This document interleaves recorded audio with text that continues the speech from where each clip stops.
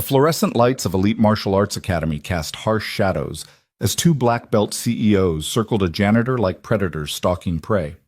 "Come on, mop boy." Ava Hale sneered, her designer G pristine against his worn work clothes.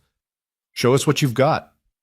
Ray Walker's calloused hands tightened on his mop handle as 30 students pulled out their phones, hungry for humiliation.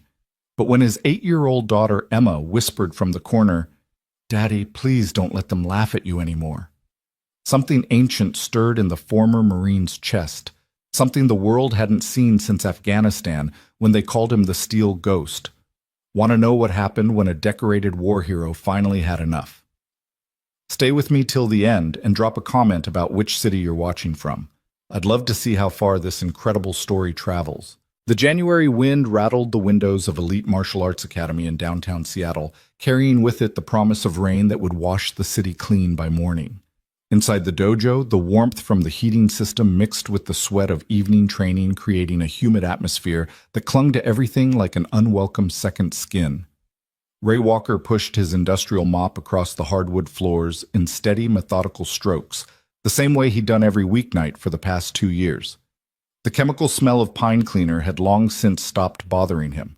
It was just another part of the routine that kept food on the table and a roof over his daughter's head. At 42, Ray had the kind of build that suggested strength without shouting about it. His shoulders were broad but slightly hunched, as if he'd spent years carrying invisible weight. His dark hair, peppered with premature gray, was always neatly trimmed, a habit from his military days that he couldn't shake. His hands, scarred and calloused, moved the mop with the same precision he'd once used to field strip an M4 carbine in complete darkness. But here in this gleaming dojo with its wall of trophies and photographs of smiling students, he was invisible. Just the janitor, the help, the man who cleaned up after everyone else's dreams. "Daddy, I finished my homework." Emma's small voice carried across the dojo from where she sat in the corner, her second-hand backpack serving as a makeshift desk. At 8 years old, Emma Walker had her mother's delicate features, the same heart-shaped face, the same honey-brown eyes that seemed to see right through people's pretenses. She'd inherited Ray's determination, though that quiet steel that kept her studying even when other kids would have given up. "That's my girl," Ray called back, never breaking his rhythm with the mop. "Check it twice, remember, accuracy matters more than speed." Emma nodded solemnly, bending back over her math worksheet. She'd learned to do her homework here while waiting for her father to finish his shift. The after-school program at her elementary school had been cut due to budget constraints, and Ray couldn't afford a babysitter. So every evening she sat in that corner trying to make herself small, trying not to be noticed by the students who came here to train. The main door burst open with unnecessary force, admitting a gust of cold air and the unmistakable presence of Ava and Sierra Hale. The 28-year-old identical twins moved through the world like they owned it, which in many ways they did. Their tech company, Hale Systems, had revolutionized cloud computing security, making them millionaires before their 25th birthday. They'd been featured on the covers of Forbes, Fortune, and Wired, always photographed in matching power suits, their platinum blonde hair styled to perfection, their smiles sharp enough to cut glass. But here in the dojo, they wore matching black GIs, their black belts tied with practiced precision. They'd been training here for 5 years, their natural athleticism and competitive drive making them formidable fighters. They were the dojo's star students, their photographs prominently displayed on the wall of excellence near the entrance. "God, it reeks of pine cleaner in here," Ava announced, her voice carrying that particular tone of disgust reserved for those who believed the world existed solely to inconvenience them. She was technically the older twin by 3 minutes, something she never let Sierra forget. "Hey, janitor guy, maybe ease up on the chemicals? Some of us need to breathe while we train." Ray didn't look up, didn't acknowledge the comment. He'd learned early on that engaging with the Hale sisters only prolonged the interaction. Better to be furniture, to be background noise, to be nothing. Sierra laughed, a sound like breaking crystal. "I don't think he speaks English, Ava. Remember last month when I asked him to clean the women's changing room and he just stared at me?" She moved closer to Ray, her designer perfume, something French and expensive cutting through the pine scent. "Hello? Anyone home?" I cleaned the changing room after closing, ma'am, Ray said quietly, still not looking up. Didn't think it was appropriate to enter while it was in use. Oh, he does speak. Sierra clapped her hands in mock delight. And with such perfect grammar, too. Where did you learn that janitor school? The other students were beginning to arrive for the advanced class, mostly young professionals, who treated martial arts like another networking opportunity. They gathered in small groups, warming up while sneaking glances at the interaction between the twins and the janitor. Everyone knew how the Hale sisters were, but no one ever said anything. Their families' donations kept the dojo's lights on. Their presence attracted other wealthy students. They were untouchable. Master Chen emerged from his office, his weathered face creasing into a smile when he saw the twins. At 63, Chen had run the dojo for 15 years, building it from a small studio into one of Seattle's premier martial arts academies. He commanded respect, but even he tread carefully around his most valuable students. Ava, Sierra, wonderful to see you both, he said, his slight accent coloring the words. Ready for tonight's sparring session. Always, Ava said, finally turning away from Ray. Though I hope you found us better partners than last week. That brown belt barely lasted 30 seconds. Well, Master Chen said diplomatically, improvement comes from challenging ourselves against all skill levels. Sierra snorted. Please, we need real competition. Someone who can actually push us. Her gaze drifted back to Ray, who had moved to the far side of the dojo, working around the heavy bags. Unlike some people who just push mops around. The comment was loud enough for everyone to hear. A few students chuckled nervously.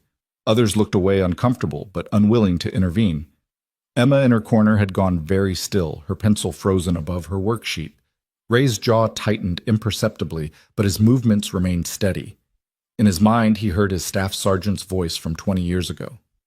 Discipline isn't about never getting angry, Walker. It's about choosing when that anger serves a purpose. Here now, anger served no purpose. It would only cost him his job, and Emma needed stability more than he needed dignity. The class began with warm-ups, the students moving through kata with varying degrees of precision. The Hale sisters, Ray had to admit, were technically proficient. Their movements were sharp, controlled, powerful. But there was something missing. The humility that true martial arts demanded, the understanding that strength without wisdom was just violence dressed in ceremony. As Ray worked, he found himself unconsciously critiquing their form. Ava telegraphed her kicks, dropping her shoulder a fraction of a second before she moved. Sierra's stance was too wide, sacrificing mobility for the appearance of stability. Small things, but in a real fight, those small things mattered. Pair up for sparring drills, White, Master Chen announced. The students began partnering off, but as always, the twins stood apart, waiting for Chen to assign them opponents. It was another power play, making others come to them, never the other way around. Master Chen, Ava called out, her voice syrupy sweet. Since we need a real challenge, why don't we try something different tonight? Chen approached cautiously. What did you have in mind? 2-on-1, Sierra said, smiling. Us against your best student. Unless you don't think anyone here can handle both of us. The dojo fell silent. It was a challenge and an insult wrapped in a request. Chen's face flushed slightly. That's not traditional training and… Come on, Ava interrupted. We're black belts. We should be pushed beyond traditional, shouldn't we? Or is this dojo only about going through the motions? Ray watched from the periphery as Chen struggled with the situation. The master's best student, Marcus, was warming up near the mirrors. A second-degree black belt, Marcus was skilled, but nowhere near ready to face both twins simultaneously. It would be a slaughter, and everyone knew it. I'll assign partners as I see fit, Chen said finally, his tone brooking no argument. Ava, you're with Marcus. Sierra, you'll work with David. The twins exchanged a look of pure disdain but moved to their assigned areas. The sparring began, and within minutes, both Marcus and David were on the defensive, barely managing to block the sisters' aggressive attacks. The twins didn't just want to win, they wanted to humiliate. Ray had seen this before in Afghanistan. Young soldiers drunk on their own power, confusing fear for respect, mistaking cruelty for strength. He'd seen where that road led to breakdown, to failure, to losses that could never be recovered. Daddy? Emma had appeared at his side, her math homework clutched in her small hands. They're not very nice, are they? Ray knelt down to her level, his voice gentle. Some people forget that being strong means protecting others, not hurting them. But they're winning, Emma said, watching as Marcus took a particularly hard hit to the ribs. There's different kinds of winning, baby girl. The kind that matters happens in here. He tapped his chest over his heart. Not out there. Emma nodded, but Ray could see the doubt in her eyes. She was 8 years old watching her father clean floors while people who treated him like dirt succeeded at everything they touched. What lesson was she really learning? The sparring session ended with both Marcus and David nursing bruises and wounded pride. The twins high-fived each other, their laughter echoing off the walls. Master Chen called for a water break, and the students dispersed to the edges of the dojo. God, that was pathetic, Sierra said loudly, pulling off her sparring gloves. Is this really the best this place has to offer? Maybe we should find a real dojo, Ava added, taking a long drink from her designer water bottle. Somewhere with actual fighters, not just weekend warriors playing dress-up. The insult hung in the air like a challenge. Several students bristled, but no one spoke up. Ray continued mopping, moving closer to where the twins stood. He needed to clean that section before the class resumed. "Watch it, janitor!" Ava snapped as he approached. "Can't you see we're standing here?" "I apologize, ma'am. I'll work around you," Ray said evenly. "You'll work when we're done," Sierra said, stepping deliberately onto the area Ray had just cleaned, leaving dirty footprints on the wet floor. "Or better yet, why don't you just wait until the real people are finished?" Ray straightened slowly, his grip on the mop handle tightening until his knuckles went white. In his peripheral vision, he saw Emma watching, saw the hurt in her eyes at how these women were treating her father.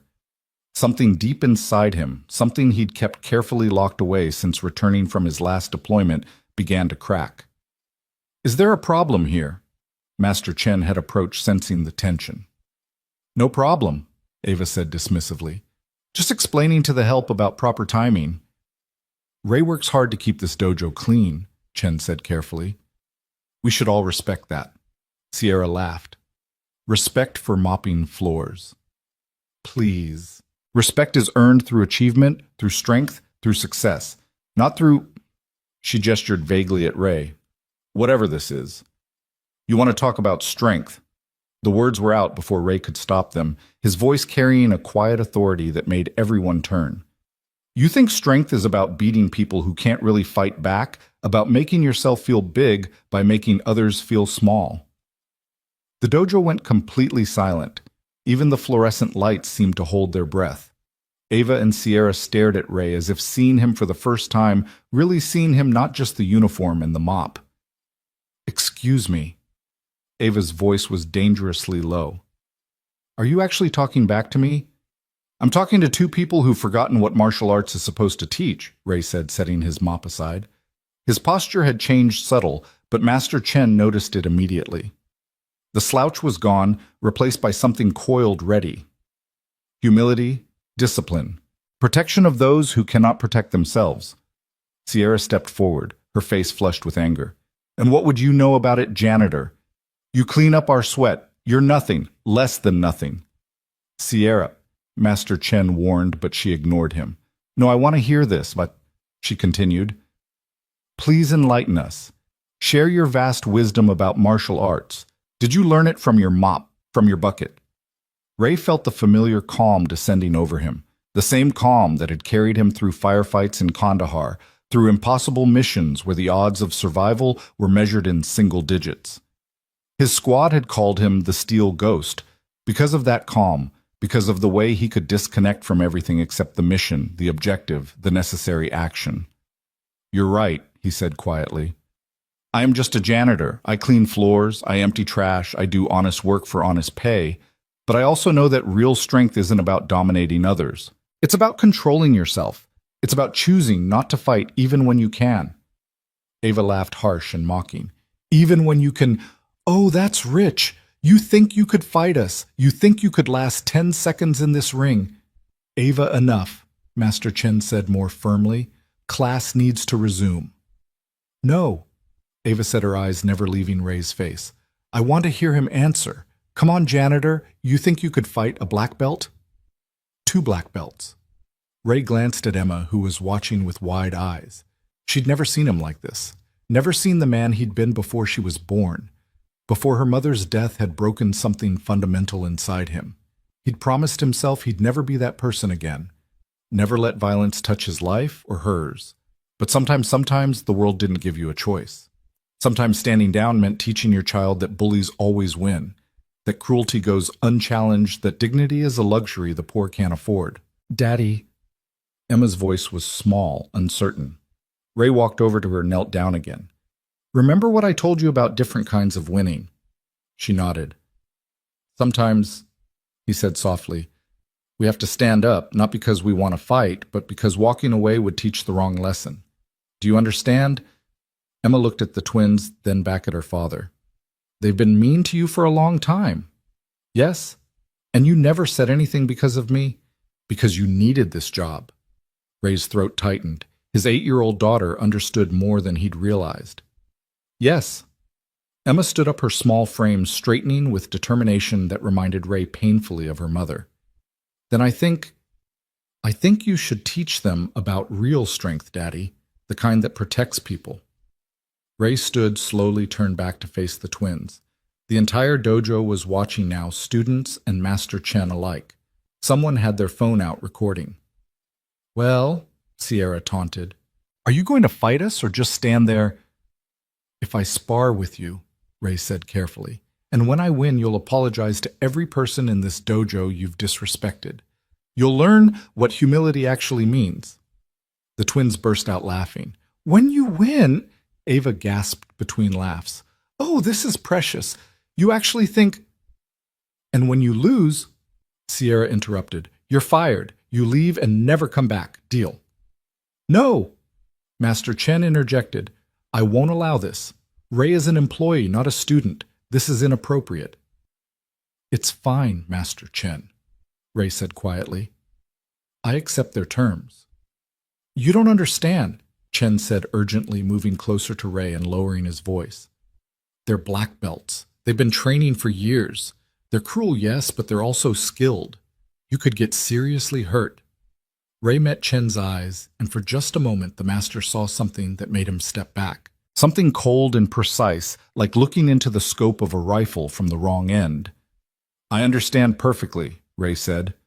The students quickly cleared the center of the dojo, forming a circle.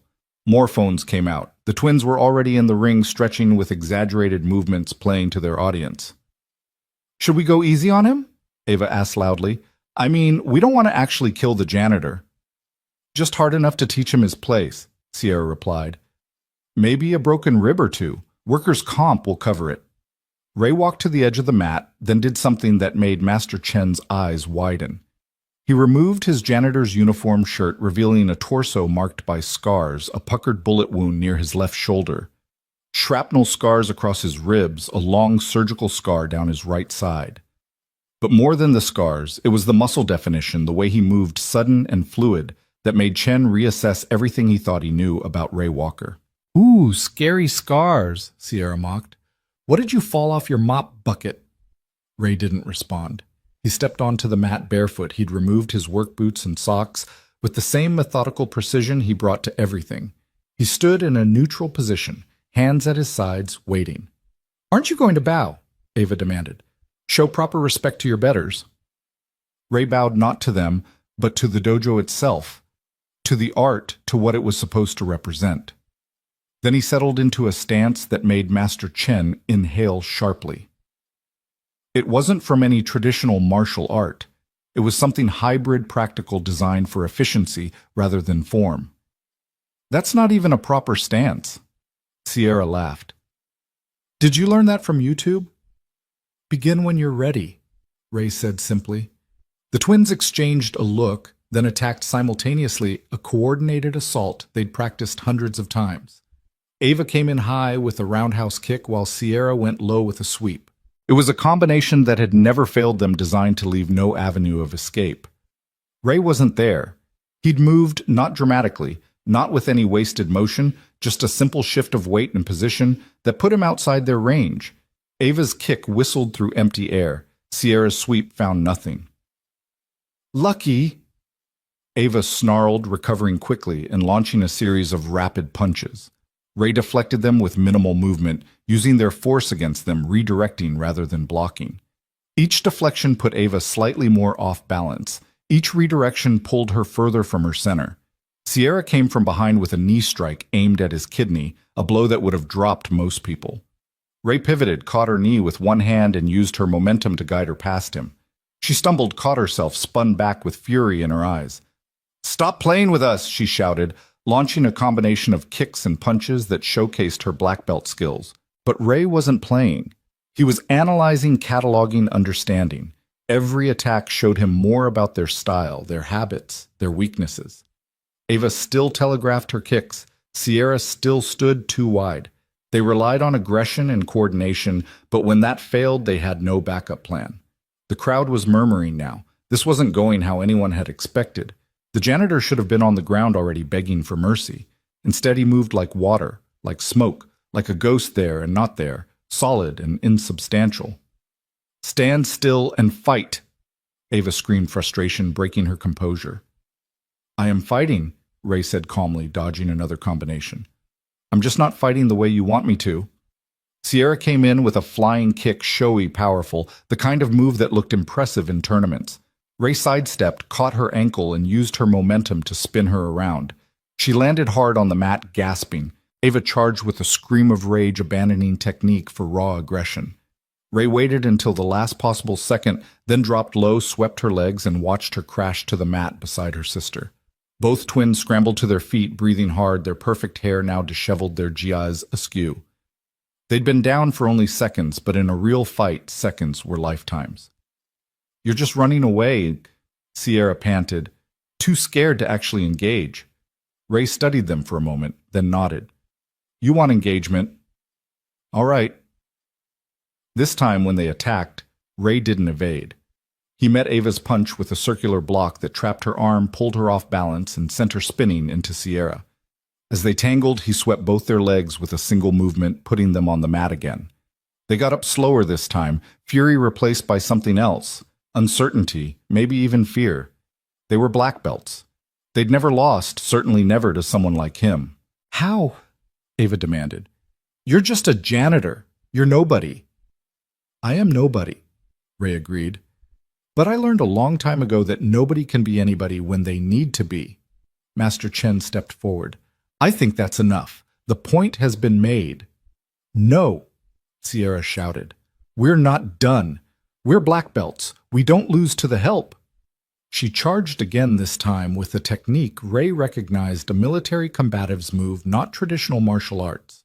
Someone had been teaching them more than just tournament fighting. But military combatives was Ray's world, his language, his home. He caught her strike, used a joint lock to control her arm, and took her to the mat with a controlled takedown that left her immobilized but unharmed. Ava rushed to help her sister, but Ray released Sierra and flowed into a defensive position that put him between the twins. "Stop," he said, and there was something in his voice that made both sisters freeze. "You've lost. Accept it with grace or continue, and I'll stop being gentle." "Gentle?" Ava's voice cracked. "You call this gentle? You're not hurt," Ray pointed out. "You're not bleeding. You're not broken. That's gentle. Trust me, you don't want to see the alternative."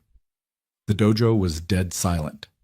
Everyone stared at the scene, the janitor standing calmly in the center of the mat, while two black belt CEOs struggled to understand what had just happened. Someone whispered, "Did anyone else see that?" He didn't even really hit them.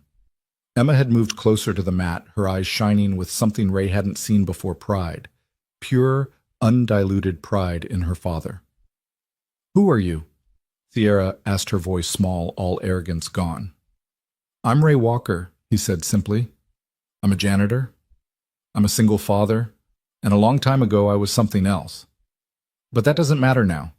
What matters is what you do next." The twins looked at each other, 28 years of privilege and success crashing against this impossible moment. They'd built their identities on being winners, on being superior, on being untouchable. Now they'd been touched worse. They'd been handled with kid gloves by someone they'd considered beneath notice. "You owe some apologies," Ray reminded them. "To Master Chen, to the students, to everyone you've treated as less than human."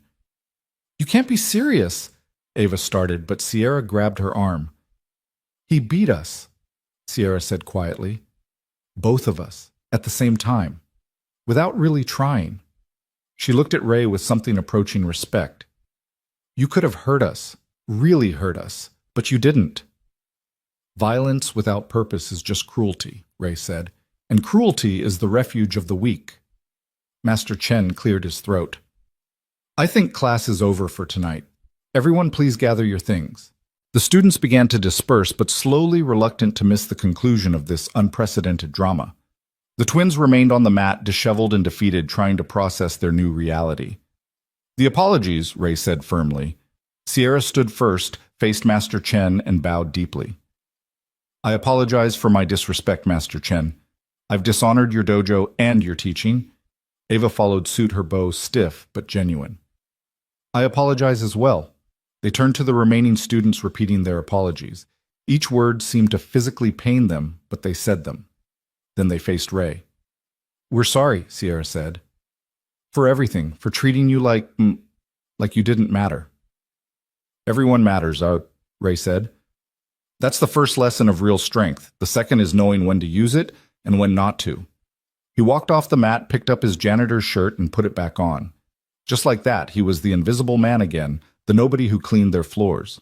But everyone in that dojo would never see him the same way. Emma ran to him, throwing her arms around his waist. That was amazing, Daddy. You were like a superhero. No, baby girl, Ray said, holding her tight.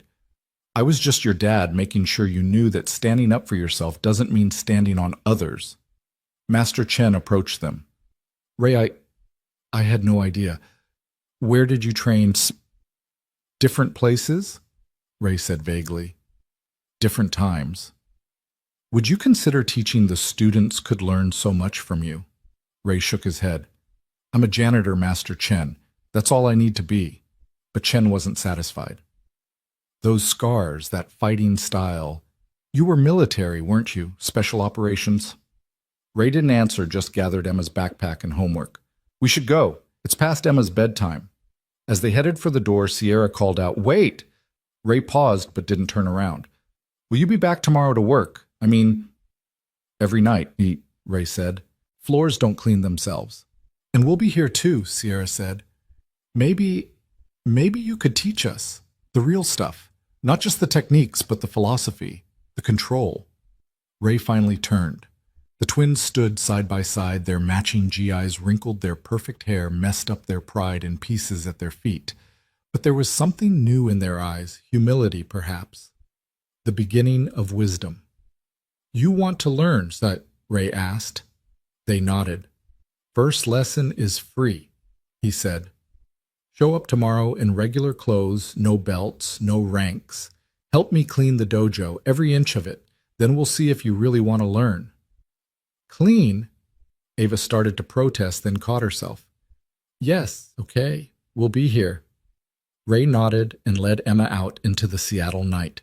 The rain had started, a gentle mist that made the streetlights look like halos. Emma held his hand, tightly, skipping despite the weather. Daddy? Yeah, baby girl. Mom would have been proud of you tonight. Ray's throat tightened. Sarah had been gone for 3 years now, taken by a drunk driver on a random Tuesday afternoon.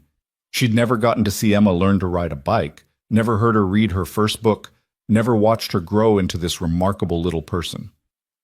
You think so? I know so, Emma said with 8-year-old certainty.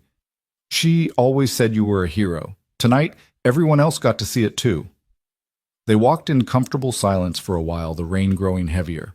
Ray thought about the evening, about the choices that had led him to that moment. After Sarah's death, he'd sworn off violence, sworn off being the soldier, the weapon, the steel ghost. He'd wanted Emma to know him only as a father, not as someone capable of the things he'd done in service to his country. But tonight had shown him something important. You couldn't completely bury who you were. And maybe, just maybe, you shouldn't. The skills that had made him a ghost in Afghanistan had protected his daughter's faith in him tonight. They'd shown her that strength wasn't about size or status or bank accounts. It was about standing up when it mattered, even if you stood alone. Daddy. Yeah? Can you teach me what you know? Ray looked down at his daughter. saw Sarah's determination mixed with his own stubborn streak. It's not easy, Emma. It takes discipline, patience, sacrifice. I know, she said solemnly, but I want to be strong like you, not mean strong like those ladies were, real strong, the kind that protects people. When you're older, Ray promised. For now, focus on school.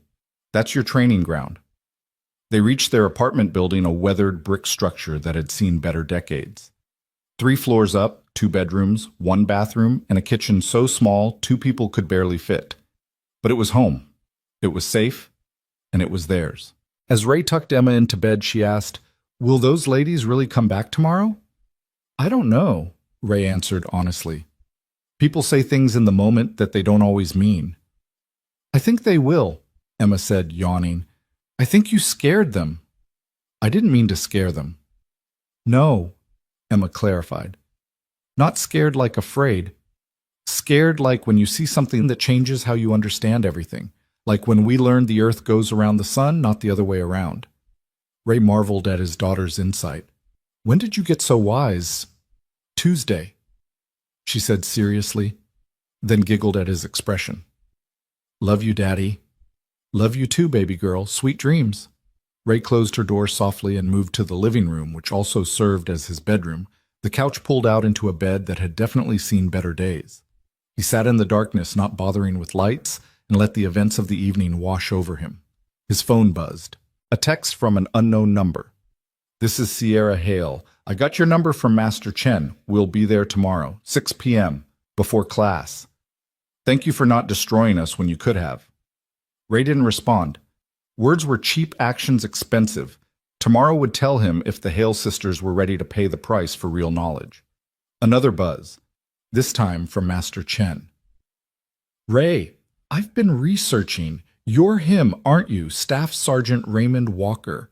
Silver Star, Bronze Star, with Valor, 3 Purple Hearts. The Steel Ghost of Kandahar. Why didn't you ever say anything?" Ray deleted the message without responding. That person, that ghost, had died with Sarah. What remained was just a father trying to raise his daughter right in a world that seemed increasingly wrong, but tonight had cracked something open. Hadn't it? The careful walls he'd built between his past and present had shown their first fissures. Emma had seen him fight. The dojo had seen him fight. Soon the videos those students had taken would spread. And then what? How long before his carefully anonymous life exploded into something he couldn't control? His phone buzzed again, this time a video link from one of his former squad mates, Marcus Tank Thompson, who lived in Portland. "Brother, is this you?" "It's already got 50K views." Ray clicked the link against his better judgment. Someone had uploaded the entire fight to YouTube with the title, "Janitor Destroys 2 Black Belt CEOs, You Won't Believe What Happens Next." The video quality was surprisingly good, catching every moment of the encounter. The comments were already pouring in. "This is why you don't judge people by their job." Those women got humbled. Anyone else notice he never actually struck them, just redirected and controlled? That's mastery. "I trained for 10 years and I've never seen movement like that. This guy is something special." Ray closed the video, but the damage was done. By morning, it would be everywhere. His quiet life, his anonymity, his careful protection of Emma from his past, all of it was about to end. He moved to Emma's door, cracked it open to check on her. She was sleeping peacefully, one arm wrapped around the stuffed bear Sarah had given her before she died. Ray made a decision, then he wouldn't run from this. Running would teach Emma that you could never escape your past, that you should be ashamed of who you were. Instead, he would face it head on, the same way he'd faced the Hale sisters. With control, with purpose, with the quiet strength that had carried him through war zones and personal tragedy alike. The rain intensified outside, drumming against the windows like an insistent visitor. Ray stood watching the water streak down the glass, distorting the city lights into abstract patterns. Somewhere out there, Ava and Sierra Hale were probably in their luxury penthouse, nursing their bruised egos and trying to make sense of what had happened. He wondered if they would really show up tomorrow if they had the courage to face their assumptions being shattered. His phone rang, not a text, an actual call. The screen showed Colonel James Patterson, his former commanding officer. Ray answered. Sir. Drop the Sir, Ray. I'm retired, remember, just Jim now. Patterson's gravelly voice hadn't changed in the 5 years since Ray had last heard it. Saw an interesting video tonight. My daughter sent it to me of all things. Apparently it's trending on TikTok. I'm sure I don't know what you mean, Ray said evenly. Patterson chuckled. Right, some other janitor in Seattle who moves like a ghost and has your exact build and scars. Must be a coincidence. Must be. Ray, Patterson's voice grew serious. I know you wanted out. I know after Sarah you needed to disappear. But maybe this is a sign. Maybe it's time to stop hiding who you are. I'm not hiding, I'm just living. You're surviving, Patterson corrected. There's a difference. That little girl of yours, Emma, right? She deserves to know her father, the real one, not just the sanitized version. She knows me. Does she know about the villages you saved, the soldiers you brought home? The fact that you're the reason 32 kids in Afghanistan got to grow up because you stopped a bombing at their school? That was a lifetime ago. It was you, Ray. It's still you. You can't just cut away pieces of yourself and pretend they never existed. Tonight proved that. Ray didn't answer, couldn't answer. Patterson had always been too perceptive, too good at reading his soldiers. Look, Patterson continued, I'm not saying you need to wear your medals or tell war stories, but hiding your strength, your skills, your past, it's not healthy. And now that it's out there, what do you mean? Ray, that video has over 2 million views already. News outlets are picking it up. Mystery janitor with military background schools entitled CEOs. It's only a matter of time before someone identifies you. Ray's stomach dropped. 2 million views. The quiet life he'd built was definitely over. What do I do? He asked, hating the uncertainty in his voice. You do what you've always done, Patterson said. You adapt. You overcome. You protect what matters. And Ray, what matters is that little girl and the example you set for her. Don't teach her to hide from who she is by hiding from who you are. After Patterson hung up, Ray sat in the darkness for a long time. The colonel was right, of course. He usually was. Ray had been so focused on protecting Emma from his violent past that he'd forgotten something crucial. Strength wasn't just about fighting. It was about facing truth, accepting yourself, showing others that you could be more than one thing. He pulled out an old photo album from a box under the couch, one Emma had never seen. Pictures of him in uniform standing with his squad in front of a Humvee. Pictures of Sarah visiting him on base, her smile bright enough to light up the desert. Pictures of the Afghan children his unit had protected playing soccer with a ball the soldiers had bought them. One photo in particular caught his attention, him teaching self-defense to local women in Kandahar, part of a Hearts and Minds campaign. The women were laughing, learning, empowered. He remembered that day clearly, how they'd gone from frightened to fierce in just a few hours, how they'd walked taller when they left. Maybe that was what the Hale sisters needed. Not humiliation, but transformation. Not defeat, but education. They had skill, athleticism, dedication. They just lacked wisdom, humility, understanding of what real strength meant. His phone buzzed with another text from Sierra. We've been talking all night. We want to learn, really learn. Not just fighting, but what you said about protecting others. We have resources, influence. Maybe we could do something good with them if someone showed us how. Ray typed back, 6 p.m. Bring work clothes. First lesson, respect isn't given or taken, it's earned through service. We'll be there. Ray put the phone down and made another decision. Tomorrow he would start teaching again. Not as the Steel Ghost, not as a warrior, but as someone who had learned that the greatest victory was the fight you didn't have to finish. The rain had stopped, leaving the world washed and gleaming. Through the window, Ray could see stars breaking through the clouds, distant points of light that had been there all along, just hidden, like his past, like his true self, like the man Emma deserved to see. Tomorrow would bring challenges, the viral video, the questions, the exposure he'd tried so hard to avoid. But it would also bring opportunity, the chance to show Emma that you could be strong without being cruel, skilled without being arrogant, powerful without stepping on others. Ray finally pulled out the couch and lay down, but sleep wouldn't come. His mind kept replaying the evening, analyzing it from every angle. The twins' technique had been good but predictable, learned from instructors who focused on competition rather than combat. They'd never faced someone who didn't fight by the same rules, who understood that real violence was chaos, not choreography. But there had been potential there too. When Sierra had used that combatives move, she'd shown adaptability. When Ava had charged with pure rage, she'd shown heart even if misdirected. They were fighters. They just didn't know what they were fighting for. At 3 a.m., Ray gave up on sleep and did what he always did when his mind wouldn't quiet. He trained. Push-ups, sit-ups, burpees, all silent so as not to wake Emma. His body moved through the exercises with mechanical precision, muscle memory, from years of maintaining combat readiness. As dawn broke over Seattle, Ray stood at the window, again watching the city wake up.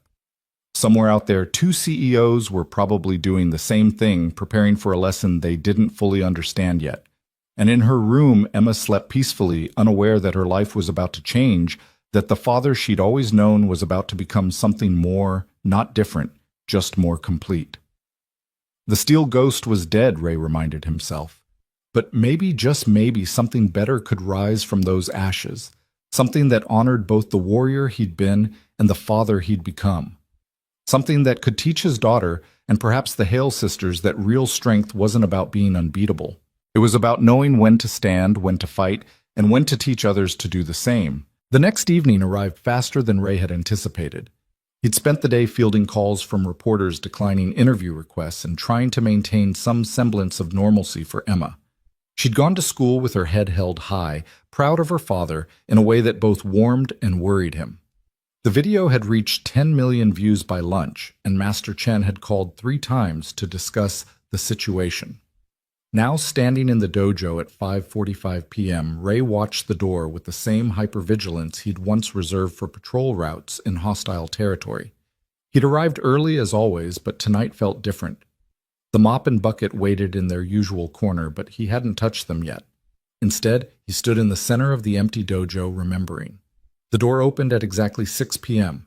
Ava and Sierra Hale entered, but Ray almost didn't recognize them. Gone were the designer GIs, the perfect hair, the air of untouchable superiority. They wore simple sweatpants and old t-shirts, their hair pulled back in basic ponytails. They looked younger somehow, more vulnerable, more human. "We're here," Sierra said simply. No trace of her usual arrogance. "Good," Ray said. "The supplies are in the closet. We start with the bathrooms." Ava's face twitched, an automatic protest forming, but Sierra touched her arm. They walked to the supply closet without complaint, gathering cleaning materials with the awkwardness of people who'd never held a mop in their lives. "Have you ever actually cleaned anything?" Ray asked, not unkindly. "We have a service," Ava admitted, 3 times a week for the Penthouse Daily for the office. "Then this really will be educational," Ray said, demonstrating the proper way to wring out a mop. "Cleaning teaches humility better than any philosophy book. It's honest work that nobody notices unless it's not done, like a lot of important things in life." They worked in silence for 20 minutes, the twins struggling with techniques Ray could do in his sleep. Sierra kept leaving streaks on the mirror. Ava couldn't get the toilet properly clean, but they didn't complain, didn't quit, didn't make excuses. "Why did you really come back?" Ray asked as they moved to the main floor. The sisters exchanged a look. "We couldn't sleep last night," Sierra admitted. "We kept thinking about what you said about protecting those who can't protect themselves. We've never thought about our strength that way. We've always used it to climb higher," Ava added, wringing out her mop with increasing competence. "To beat competitors, to dominate boardrooms, to win, always to win." "And what has winning gotten you, Shu?" Ray asked. "Everything," Sierra said automatically, then paused. "And nothing. We have money, success, respect."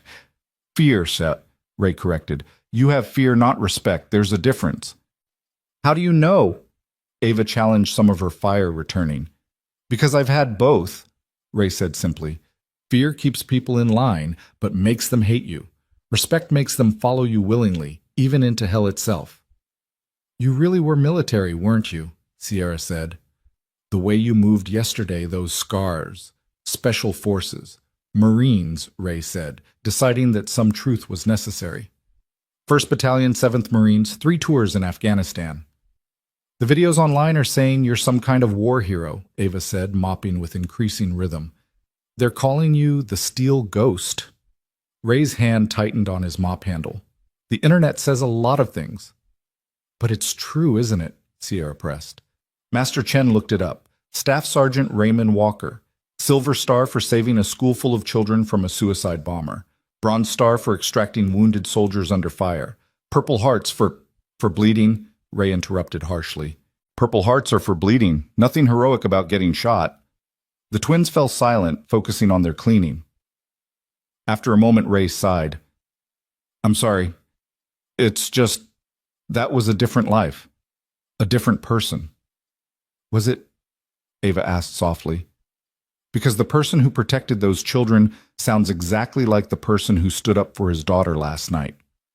Before Ray could respond, the main door burst open. Master Chen entered, followed by someone Ray hadn't expected to see, Channel 7 news reporter Jennifer Martinez and her camera crew. Absolutely not, Ray said immediately. Ray, please, Chen said. The story is already out there. This is a chance to control the narrative.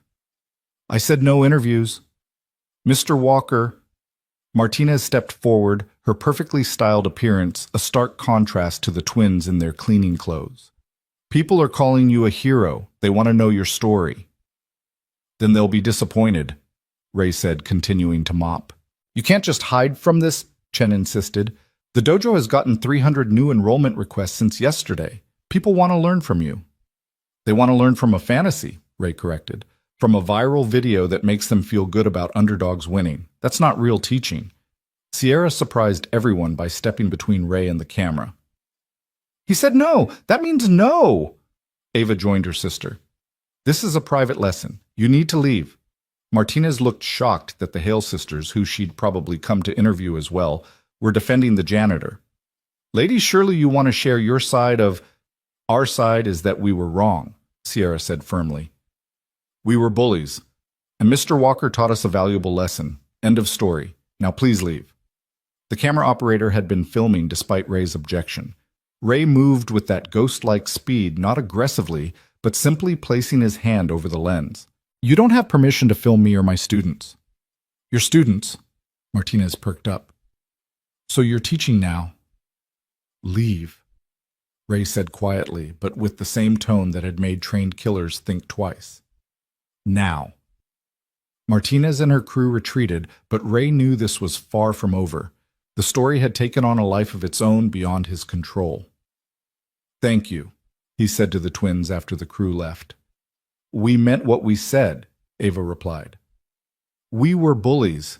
We've been bullies our whole lives, haven't we? Recognizing it is the first step, Ray said. Changing it is the hard part. They continued cleaning, and Ray began to teach not martial arts, but philosophy. He talked about his grandmother who'd raised him after his parents died, who'd cleaned houses for 40 years and never complained. He talked about dignity and service, about finding meaning in simple tasks, about the meditation of repetitive work. In Afghanistan, he said, surprising himself by sharing, we had this interpreter Ahmad. Brilliant guy, spoke 5 languages, could have done anything, but his day job was sweeping streets. I asked him once why he didn't find better work. You know what he said?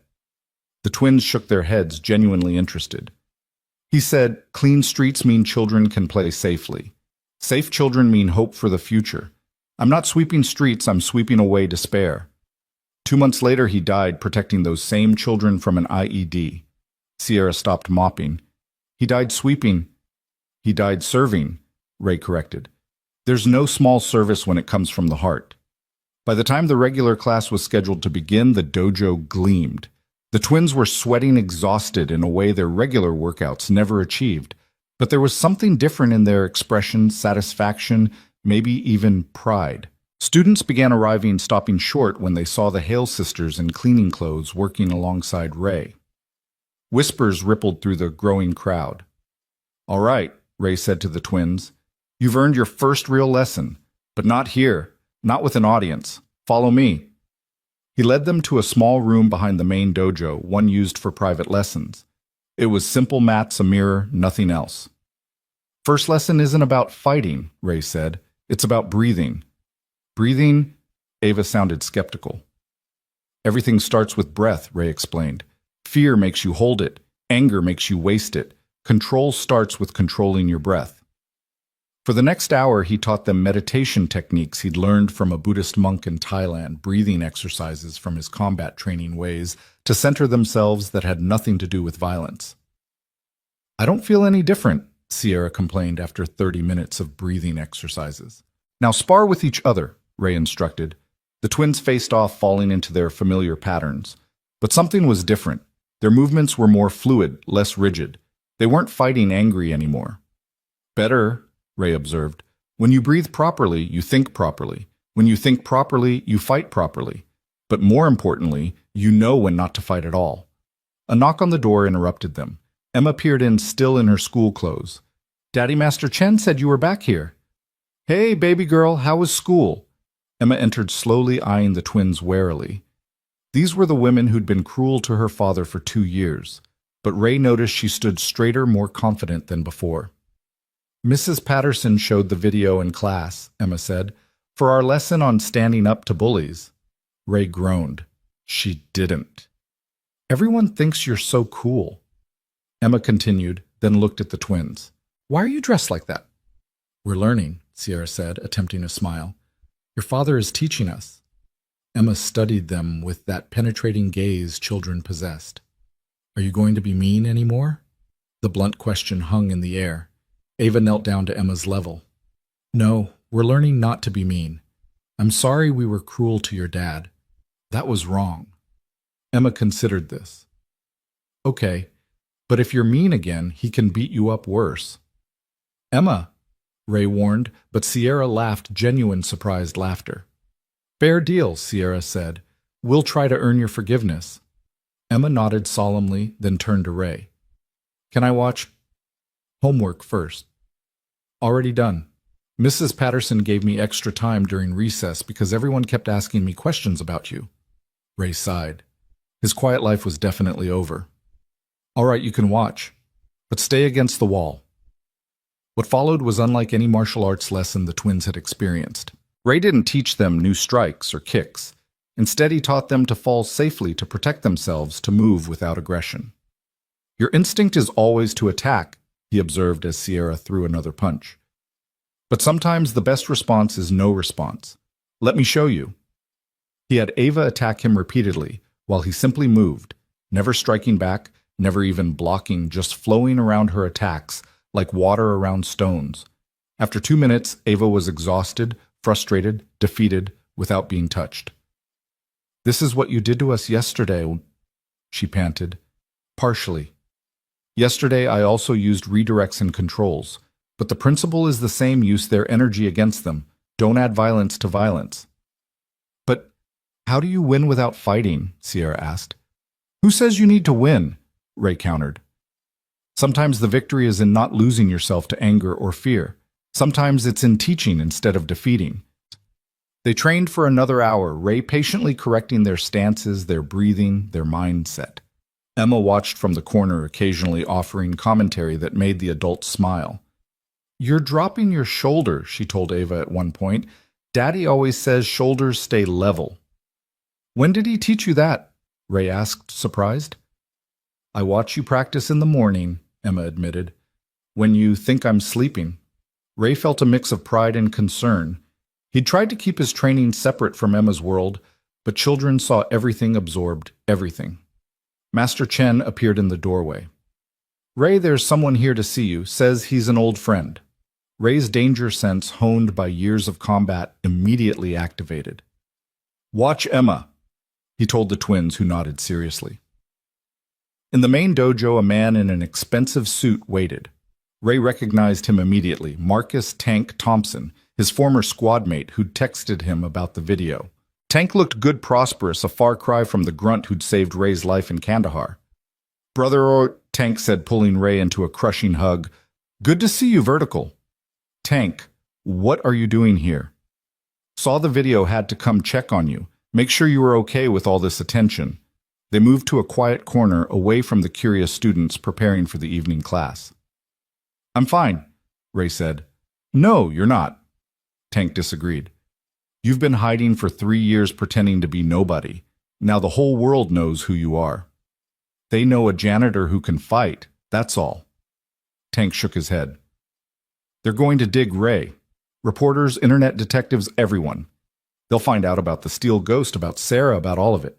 You need to be ready. I just want to raise my daughter in peace.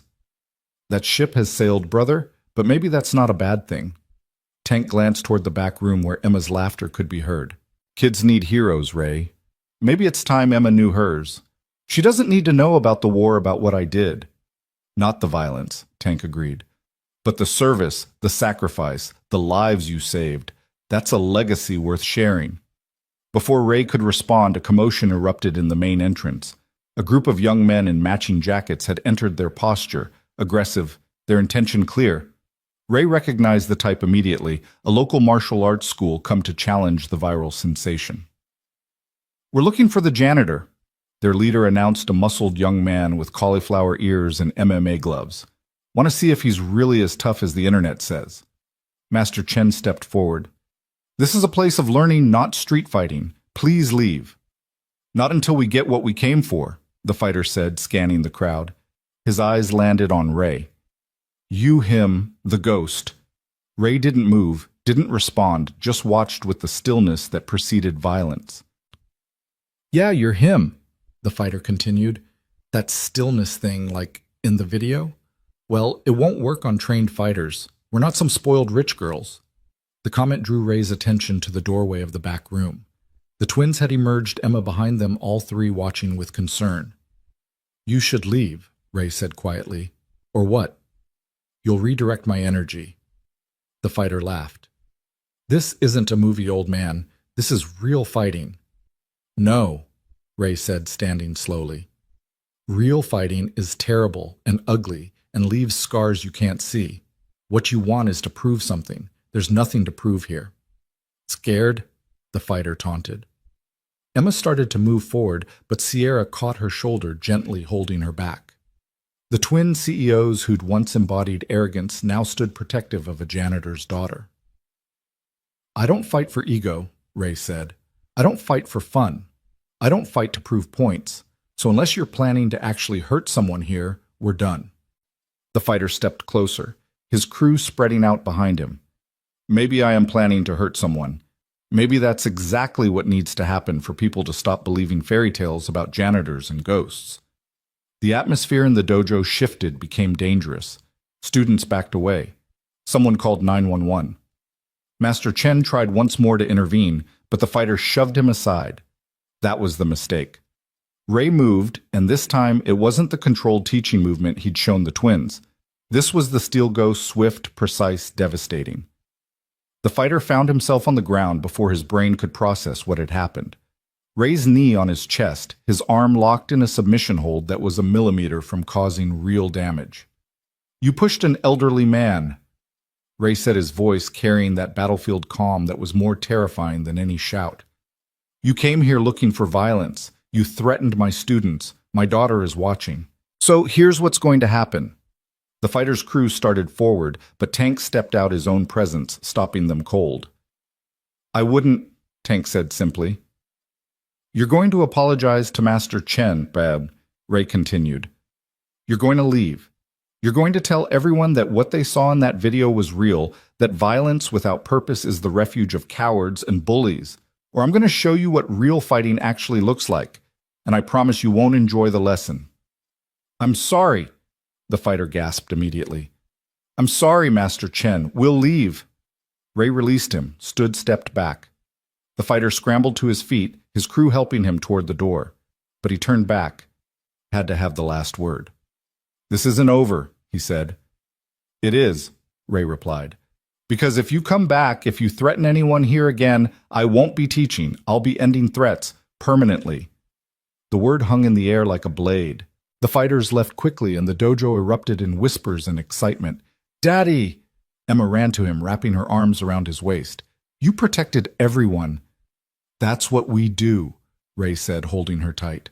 We protect. We serve. We stand between danger and those who can't fight it themselves. The twins approached, their expressions awed. That was different, Ava said. You weren't playing with them like you did with us. You were never a threat, Ray explained. You were bullies, but not dangerous. Those men came here for violence. That requires a different response. Will you teach us that? Sierra asked. The real stuff, not for tournaments or ego, but for protection. Ray looked at them, these privileged women who'd spent their lives at the top of every ladder. That knowledge comes with responsibility. It's not about being capable of violence, it's about choosing not to use it unless absolutely necessary. We understand? Ava said seriously. We want to learn. We want to be better. Ray nodded slowly. Then we continue. But understand what I teach isn't sport. It's survival. It's service. It's sacrifice. Are you prepared for that? The twins exchanged a look, then nodded in unison. Good. Same time tomorrow. We start with falls and rolls you need to learn to protect yourself before you learn to protect others. As the regular class began, Ray noticed something had changed in the dojo's atmosphere. The students looked at him differently now, not with fear or mere curiosity, but with genuine respect. He'd stood between them, and danger had shown that his skills were for service, not show. Master Chen approached him quietly. Ray, I need to say something. For 2 years you've cleaned this place without complaint, endured disrespect with grace. I should have stood up for you. I should have been better. I'm sorry. You gave me a job when I needed one, Ray replied. That's enough. No, it's not. From now on, you're not just our janitor. You're an instructor. Same pay. I know you won't accept more, but with the respect you deserve. Ray started to protest, but Chen raised his hand. The students need to learn what you're teaching the twins. Not just technique, but philosophy, honor, service. Will you consider it? Ray looked at Emma, who was chatting animatedly with some of the younger students, telling them about her father with unbridled pride. Then at the twins who were practicing the breathing exercises he'd taught them, their usual arrogance replaced with focus. Finally at Tank, who gave him a knowing nod. I'll think about it, Ray said. The evening continued with unusual energy. Word of the confrontation had already spread beyond the dojo. Several students were live streaming, sharing the story of the janitor who'd faced down an MMA fighter without throwing a single strike. As the class wound down, Sierra approached Ray with her phone. You need to see this. The video from earlier had been posted with the title, Steel Ghost Protects Dojo from MMA Bullies. It already had 1 million views and climbing. The comments were overwhelming. This man is everything martial arts should be about. Notice how he only acted when they pushed the elderly master. That's honor. My kid is signing up for this dojo tomorrow. We need more people like this in the world. Ray handed the phone back. This is getting out of control. Or maybe it's exactly what needs to happen, Ava suggested. People are hungry for real heroes, for examples of strength used correctly. You could teach so many people. I just want to teach my daughter, Ray said. Then teach her, Sierra said. But let others learn too. Start a movement. Show the world that strength isn't about domination. Ray was saved from responding by the arrival of another unexpected visitor, a woman in military dress blues, her chest decorated with ribbons that Ray recognized immediately. Colonel Patricia Morrison, now Brigadier General Morrison, his former battalion commander. Staff Sergeant Walker, she said formally, then smiled. Ray, it's been too long. General, Ray said automatically, straightening, what brings you here? You do. The video, the story, all of it. We need to talk. She glanced around the crowded dojo. Privately. They stepped outside into the Seattle night. The rain had returned light but steady. Morrison stood under the dojo's awning, looking older but still commanding. The Pentagon is interested, she said without preamble. They want to bring you back not for combat but for training, teaching the next generation what you know. I'm done with that life, General. Are you? Because from what I saw in those videos, you're still very much the warrior we knew. You're just using it differently now. I have a daughter to raise, and what better example to set than serving your country again, but this time as a teacher, not a fighter. Morrison studied him. The position would be here at Joint Base Lewis McChord. You wouldn't have to leave Seattle, wouldn't have to uproot Emma. Regular hours, good pay, full benefits. And you'd be saving lives by training soldiers properly. Ray was quiet for a long moment, watching the rain. Can I think about it? Of course, but Ray, the country needs people like you now more than ever, not just for your skills, but for your integrity. The Steel Ghost is a legend, but Ray Walker could be something more, an example. After Morrison left, Ray stood in the rain for a while, letting it wash over him like a baptism. 3 years of hiding, of pretending to be nobody, and now everyone wanted him to be somebody again. But maybe that was the point. Maybe Emma needed to see him as he really was not hidden, but whole.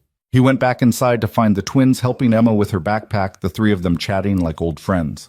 The transformation was remarkable. In just one day, the Hale sisters had gone from tormentors to protectors, from arrogance to humility. "Ready to go home?" Ray asked Emma. "Can Ava and Sierra come for dinner?" Emma asked hopefully. "They want to hear your stories." Ray looked at the twins, who seemed genuinely surprised by the invitation. "We don't want to impose," Sierra said quickly. "It's just spaghetti," Ray said, making a decision. "Nothing fancy." "We love spaghetti," Ava said, then laughed at herself. "Actually, I don't think I've had homemade spaghetti in years." They all left together, an unlikely group, a janitor, his daughter, and 2 millionaire CEOs walking through the rain toward a small apartment. But something had shifted, something fundamental.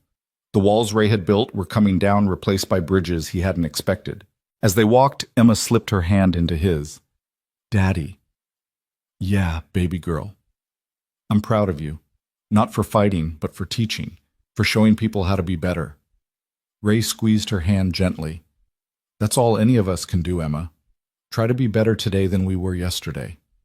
The rain continued to fall, washing the streets clean, preparing the ground for whatever would grow next. And for the first time in 3 years, Ray Walker felt like he was ready to grow too, to become not the steel ghost of his past, or the invisible janitor of his present, but something new, a teacher, a father, an example of strength used wisely. The twins followed close behind their designer shoes, splashing through puddles, their perfect hair ruined by rain, their entire worldview reconstructed in a single day. Tomorrow they would return ready to learn more, to become more. And Ray would teach them just as he would teach Emma, just as he might teach soldiers again. The war was over had been for years, but the mission to protect, to serve, to stand between the darkness and the light, that mission never ended. It just changed shape, adapted to new battlefields, found new ways to matter. As they reached the apartment building, Ray realized that maybe this was what Sarah would have wanted. Not for him to hide his strength, but to use it to light the way for others. To show that real power wasn't about being feared or famous or rich.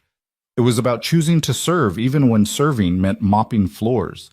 It was about standing up to bullies even when standing up cost you everything. It was about teaching instead of destroying, building instead of breaking, protecting instead of attacking. The steel ghost was dead, Ray reminded himself as he unlocked his apartment door. But what was emerging from those ashes might be something even more powerful. A man who understood that the greatest battles were won not with fists or weapons, but with wisdom, patience, and the courage to be vulnerable enough to teach. The small apartment felt even smaller with 5 people crowded around the tiny kitchen table, but somehow the warmth made it feel exactly right.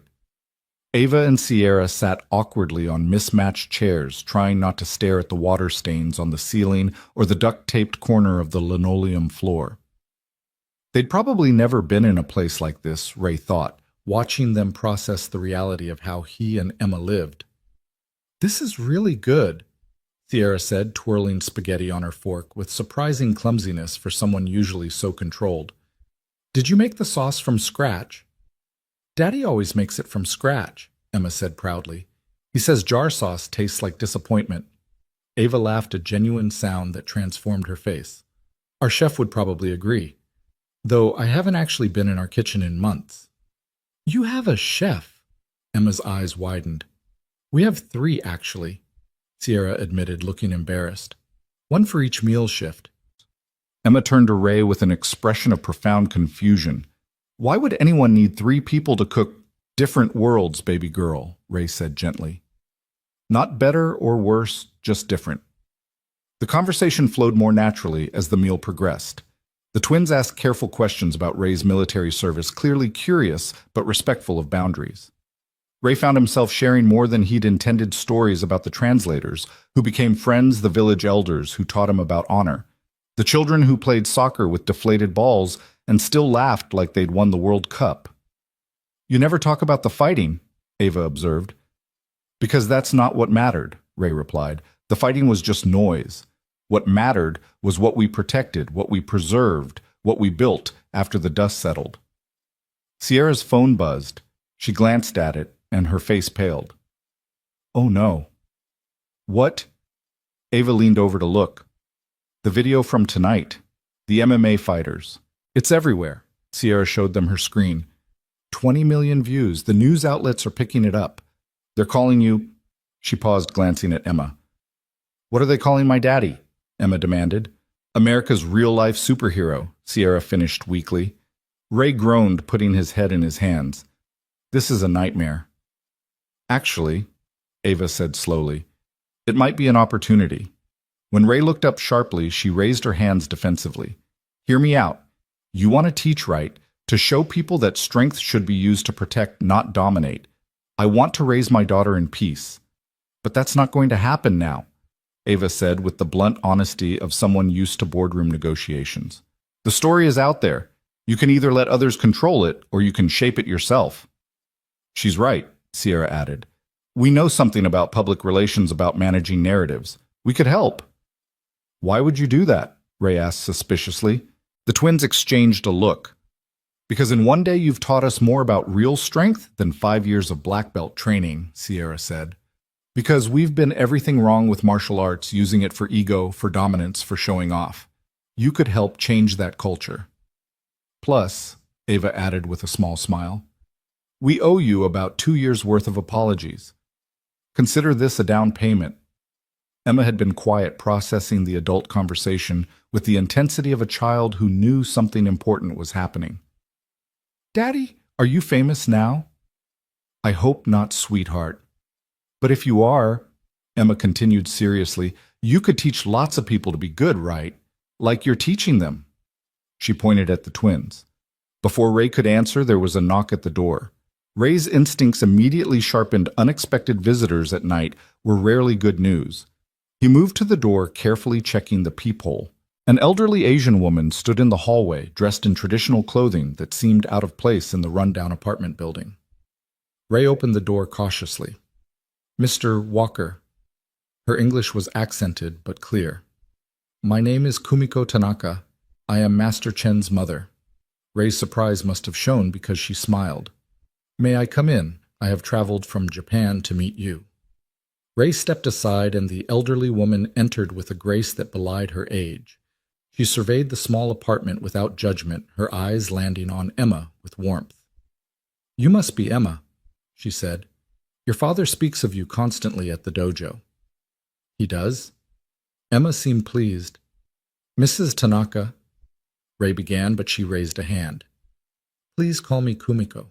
I have come because my son called me about what happened, about who you really are." She studied Ray with eyes that had seen decades of life. "You studied our arts, yes, but you learned something more." "Well, I learned from many teachers," Ray said carefully. Kumiko nodded. "The true way is not about style or technique. It is about spirit. And your spirit, Mr. Walker, is why I am here." She reached into her bag and pulled out an old photograph. "This was my husband." Ray looked at the black and white image of a young Japanese man in military uniform. Not Japanese military, American.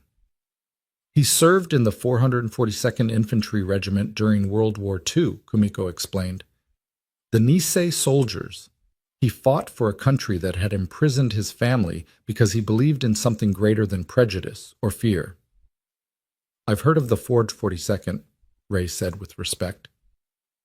"Most decorated unit in U.S. military history. My husband used to say that the greatest courage was not in fighting enemies, but in protecting those who called you enemy until they could see you as friend." Kumiko looked at the twins. "You are teaching this lesson now, yes." The twins shifted uncomfortably under her gaze. "We're trying to learn," Sierra said. "Learning requires emptying yourself of what you think you know," Kumiko said. "Are you prepared for that?"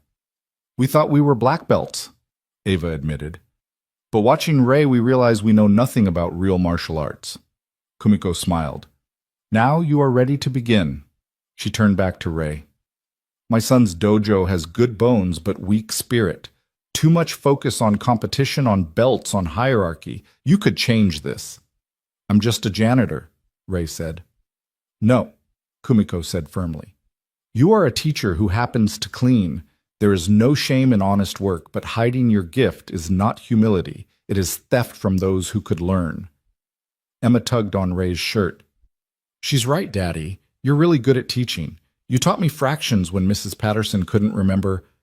The room fell silent for a moment. Everyone watching Ray wrestle with the decision. Finally, he sighed. What would you have me do? Teach, Kumiko said simply. Not just techniques, but the way. The real way. My son will support you. These two, she gestured at the twins, will be your first senior students. Us, Sierra squeaked, but we're terrible. You just said we know nothing. Exactly. Kumiko smiled. Empty cups ready to be filled. You have strength and discipline, you just lack wisdom. Ray can provide that. Another knock at the door interrupted them. This time Ray found Tank standing in the hallway with someone else, a young man in a wheelchair wearing an army t-shirt. Ray, this is Specialist James Crawford, Tank said. He saw the videos, he needs your help. Ray invited them in the small apartment now packed with 7 people. Crawford was maybe 25, his legs clearly paralyzed, his eyes holding that hollow look Ray recognized from too many wounded warriors. I got hit by an IED outside Kabul, Crawford said without preamble.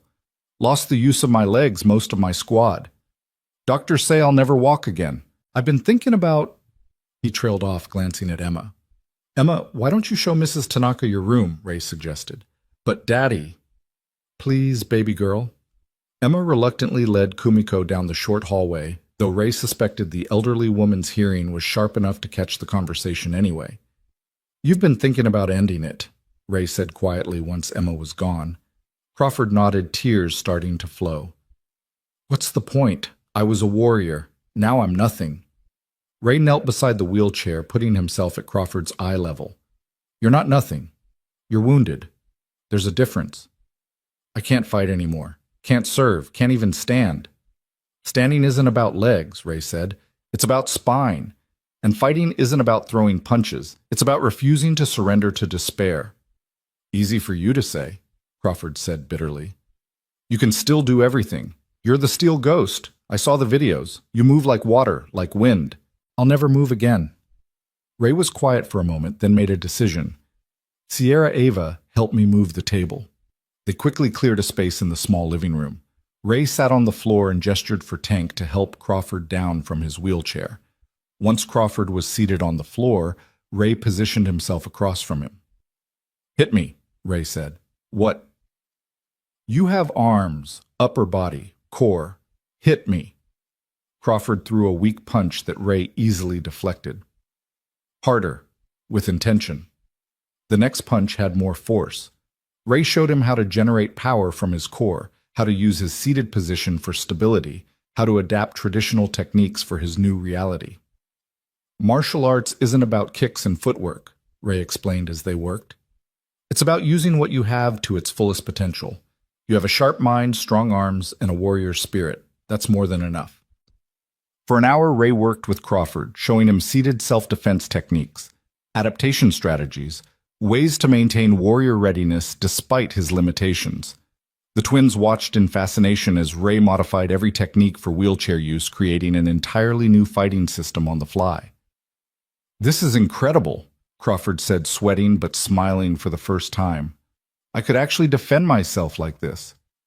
You could teach others like this, Ray corrected. There are thousands of wounded warriors who think they're done. You could show them they're not. Emma and Kumiko had returned watching from the hallway. Emma's eyes were bright with pride as she watched her father transform a suicidal soldier into someone with purpose again. I want to learn more, Crawford said. Will you teach me? We'll teach each other, Ray replied. You'll show me the limits and how to overcome them. I'll show you that there are no real limits, just obstacles to adapt around. Tank helped Crawford back into his wheelchair. This is what you should be doing, Ray. Not hiding, teaching, healing, showing people that strength comes in many forms. The apartment's too small, Ray said, but his resistance was weakening. Actually, Sierra said slowly. Ava and I own a building downtown. It used to be a factory, but we converted it to office space. The ground floor is empty, 10,000 square feet high ceilings, perfect for a dojo. We couldn't afford, Ray started. Free for the first year, Ava interrupted. After that, we'll work out something based on what the school can afford. Consider it an investment in something that matters. You'd do that? Ray asked skeptically. We made our fortune in tech by being ruthless, Sierra admitted. Maybe it's time we gave back, built something that helps people instead of just making money. Kumiko stood moving with surprising agility for her age. It is decided then. You will teach. My son's dojo will support you send students who are ready for true learning. These two, she gestured at the twins, will help you build it. And this one, she pointed at Crawford, will be your reminder that strength is not about what you can do, but what you overcome. I haven't agreed to anything, Ray protested. Daddy, Emma said quietly, Mom would want you to do this. The room went silent. Emma rarely mentioned her mother, the wound still too fresh, even after 3 years. She always said you were meant to teach, Emma continued, that you had gifts that should be shared. She said hiding your light didn't make other people shine brighter, it just made the world darker. Ray's throat tightened. Sarah had said exactly that the night before she died. They'd been arguing about him taking a security contractor job that would have paid 3 times what he made now. She'd wanted him to teach instead, to share his knowledge, to build something meaningful. All right, he said finally. We'll try it, but we do it right. No belts, no tournaments, no ego. We teach practical protection, philosophical wisdom, and personal growth. We take anyone who wants to learn, regardless of ability to pay. That's not a sustainable business model, Ava started, then caught herself. Sorry, old habits. It's not a business, Ray corrected. It's a mission. The group spent the next 2 hours planning the small apartment, buzzing with an energy it hadn't felt in years. The twins offered to handle the business side, permits, insurance, marketing. Tank volunteered to help with instruction, bringing in other veterans who could teach. Crawford promised to spread the word through the wounded warrior community. Kumiko said she would return to Japan but would send book scrolls and training materials that had been in her family for generations. As everyone prepared to leave, Sierra pulled Ray aside. There's something else.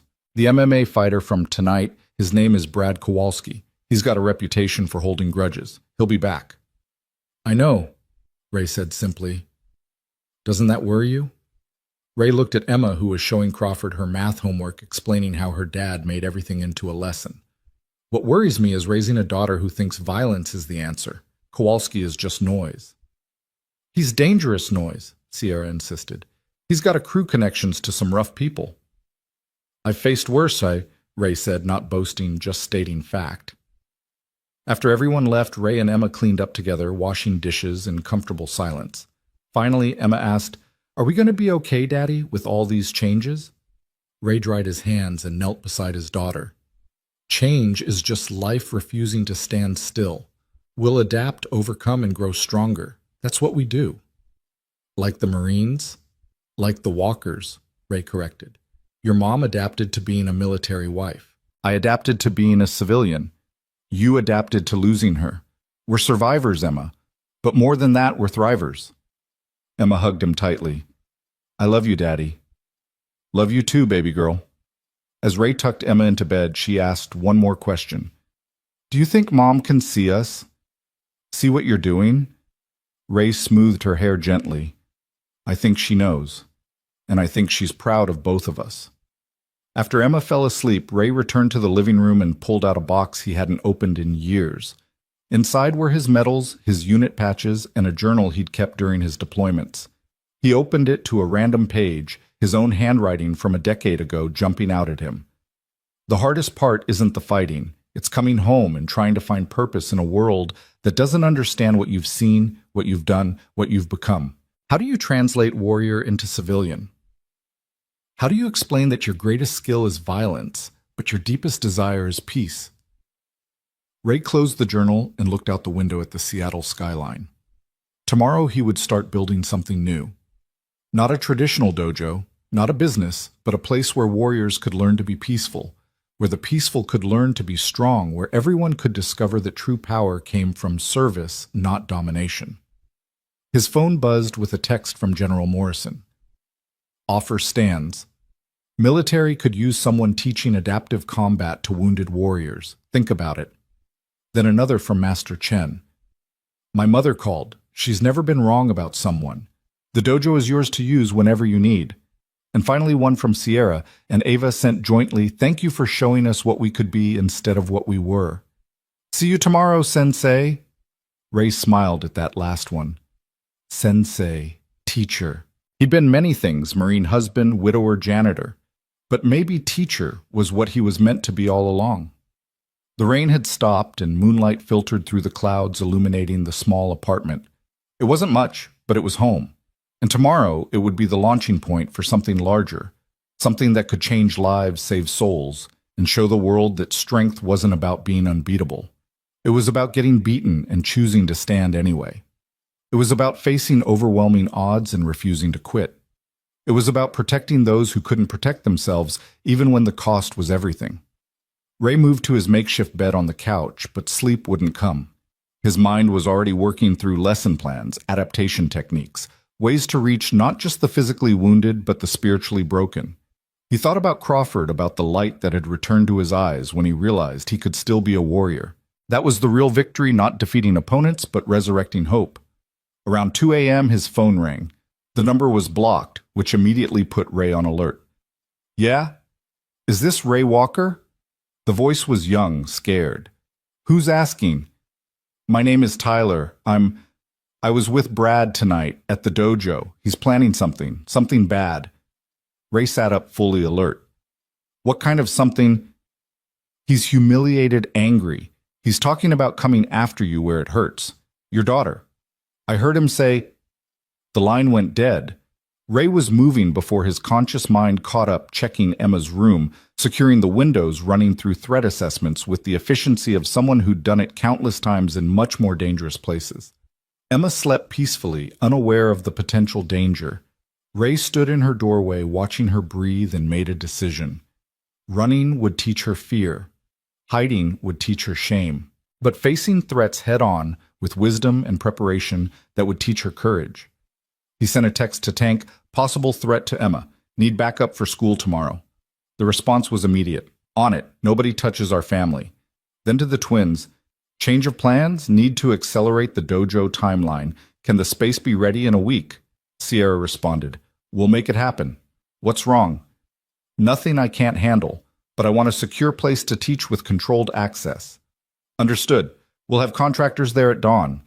Ray spent the rest of the night planning, preparing, transforming from reactive to proactive. If Kowalski wanted a war, he'd find himself facing not just the Steel Ghost, but an entire community of warriors who understood that protecting the innocent wasn't just a duty, it was a privilege. As dawn broke over Seattle, Ray stood ready. The janitor was gone. The ghost was evolving. What emerged would be something new, a teacher, a protector, a beacon for those who'd lost their way in the darkness. The phone rang again. This time it was Principal Matthews from Emma's school. Mr. Walker, I'm calling to ask if you'd consider teaching a self-defense seminar for our students. After seeing the videos, the Parent Association voted unanimously to request your help. We've had some bullying incidents, and we think your approach protection without aggression is exactly what our kids need. As soon as possible, we can pay. No payment necessary, Ray interrupted. It's service. I'll do it. After hanging up, Ray realized the universe was conspiring to push him toward his new purpose. Every phone call, every request, every person who entered his life was pointing in the same direction. Teach, protect, serve, lead. Emma woke up to find Ray making breakfast a full spread instead of their usual cereal. What's the occasion? She asked sleepily. New beginnings, Ray said, plating her eggs. Everything changes today, baby girl. You ready for an adventure? Emma grinned, fully awake now. With you always. As they ate, Ray explained the potential threat in terms Emma could understand without being terrified. She listened seriously, then said, "So we're not hiding." "Never.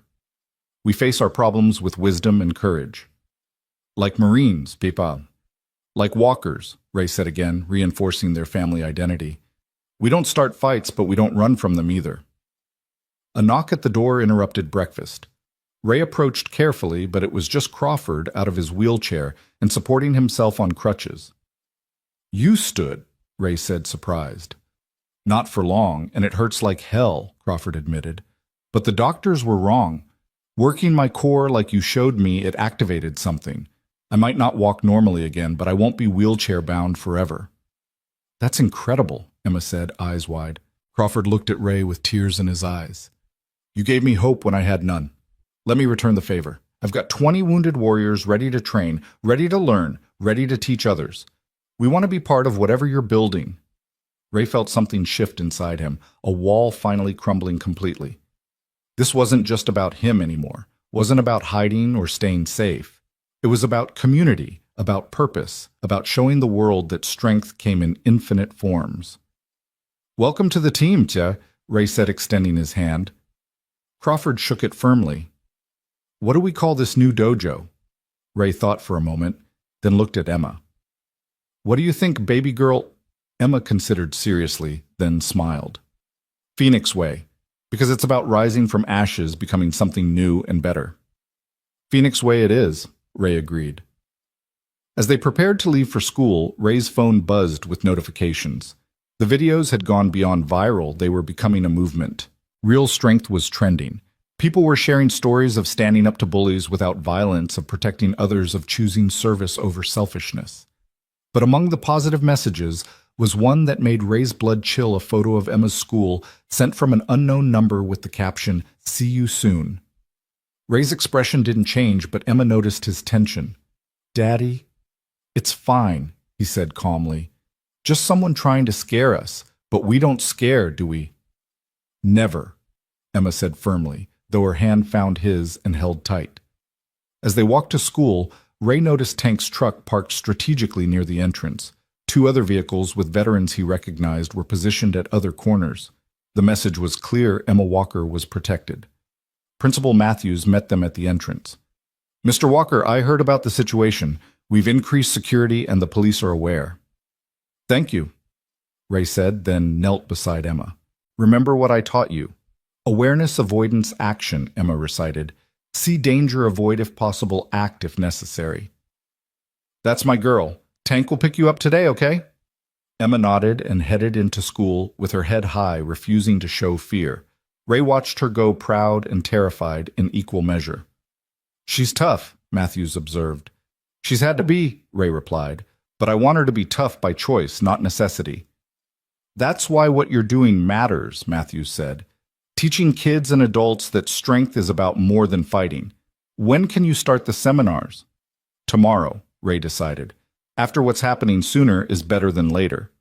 As Ray left the school, he spotted a familiar figure across the street. Brad Kowalski, watching, waiting. Ray didn't approach, didn't engage, just met his eyes and held them until Kowalski looked away first. The message was clear.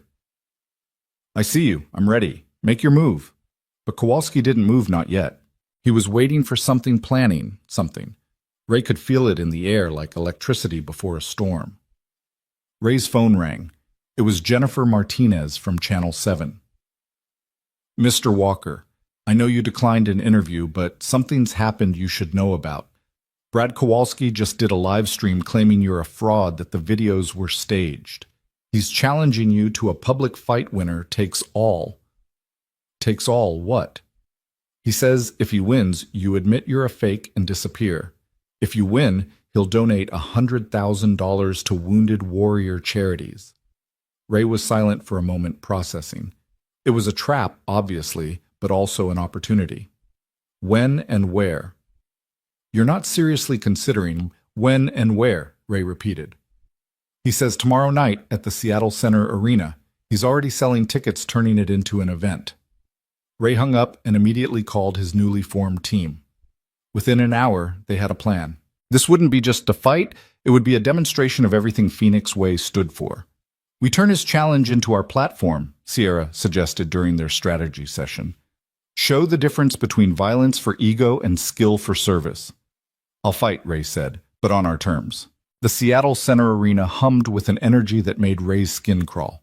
20,000 people had packed into the venue, drawn by the promise of seeing the viral sensation Steel Ghost face off against an MMA fighter with a bruised ego and something to prove.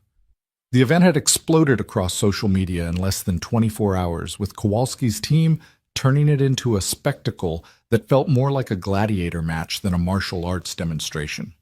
Ray stood in a makeshift preparation room beneath the arena, surrounded by his unlikely team. Tank was wrapping his hands with the methodical precision of someone who'd done it countless times before combat missions. The twins, dressed in simple training gear instead of their usual designer athletic wear, were handling media requests and coordinating with security. Crawford sat in his wheelchair, a laptop across his lap, monitoring social media and coordinating with the 24 wounded warriors who'd shown up to support Ray. "This is insane," Ava said, checking her phone for the 100th time. "The live stream already has 3 million viewers waiting and the fight hasn't even started." "It's not a fight," Ray corrected quietly. "It's a lesson. We stick to the plan." The plan had been elegant in its simplicity. Ray would demonstrate the difference between violence and protection, between ego and service. But plans rarely survived first contact with reality, and Ray could feel something wrong in the atmosphere, like the pressure drop before a storm. Emma sat on a bench nearby, wearing a Phoenix Way t-shirt that Sierra had rush-ordered. She was trying to be brave, but Ray could see the worry in her eyes. The threats had continued throughout the day, becoming increasingly specific. Tank's team had intercepted 2 attempts to approach Emma at school, both by men claiming to be reporters but carrying no credentials. "You don't have to do this, Daddy," Emma said quietly. Ray knelt beside her, taking her small hands in his scarred ones. "Sometimes we have to stand up, not because we want to, but because walking away would let darkness win. This isn't about Kowalski. It's about showing thousands of people that strength doesn't mean destroying others." "But what if he hurts you?" "Physical hurt heals," Ray said gently. "But letting a bully win because we're afraid that kind of hurt lasts forever." Master Chen entered the room, followed by his mother. Kumiko moved with surprising grace through the chaos, her presence immediately calming. She approached Ray with a simple wooden box. "This belonged to my husband," she said, opening it to reveal a simple black belt worn with age and use. "He wore it when he taught, never when he fought. He said teaching required more courage than fighting ever did." Ray accepted the belt with reverence. "I'm honored, but I can't—" "You must," Kumiko interrupted. "Not as a rank, but as a reminder. Tonight you are not a fighter. You are a teacher. The world is your classroom." The door burst open and Jennifer Martinez rushed in with her camera crew. "Mr. Walker Kowalski just announced he's bringing in 2 additional fighters. He's turning this into a gauntlet match. You'll have to face all 3. The room erupted in protest, but Ray remained calm. "Let him. More opportunities to teach." "This is getting out of hand," Sierra said, her CEO instincts kicking in. "We should call this off-site breach of agreement." "No," Ray said firmly. "Running now would undo everything. Emma, what did Mom always say about bullies?" Emma straightened, reciting from memory. "The only thing necessary for evil to win is for good people to do nothing." "Edmund Burke, by way of Sarah Walker." Ray smiled. "Your mom was smart." Tank's phone buzzed. He answered, his face darkening as he listened. "Ray, we've got a problem. Seattle PD just intercepted communications suggesting Kowalski's people are planning something during the match. They can't specify what, but they're recommending we cancel." "If we cancel, they win without throwing a punch," Ray said. He turned to Crawford. "Can your people provide security for Emma?" "Already done," Crawford said. 6 wounded warriors, all combat veterans, all mobile despite injuries. Nobody gets near her. Ray nodded, then addressed the room. "Everyone knows their role. This isn't just about me. It's about showing the world what Phoenix Way represents. Strength through service, protection without aggression, honor in all things." The announcement system crackled to life. "Ladies and gentlemen, the exhibition begins in 5 minutes." Ray stood, and Kumiko stepped forward to tie the worn belt around his waist. "Remember," she said softly, "water defeats rock not through force, but through persistence. Be water tonight."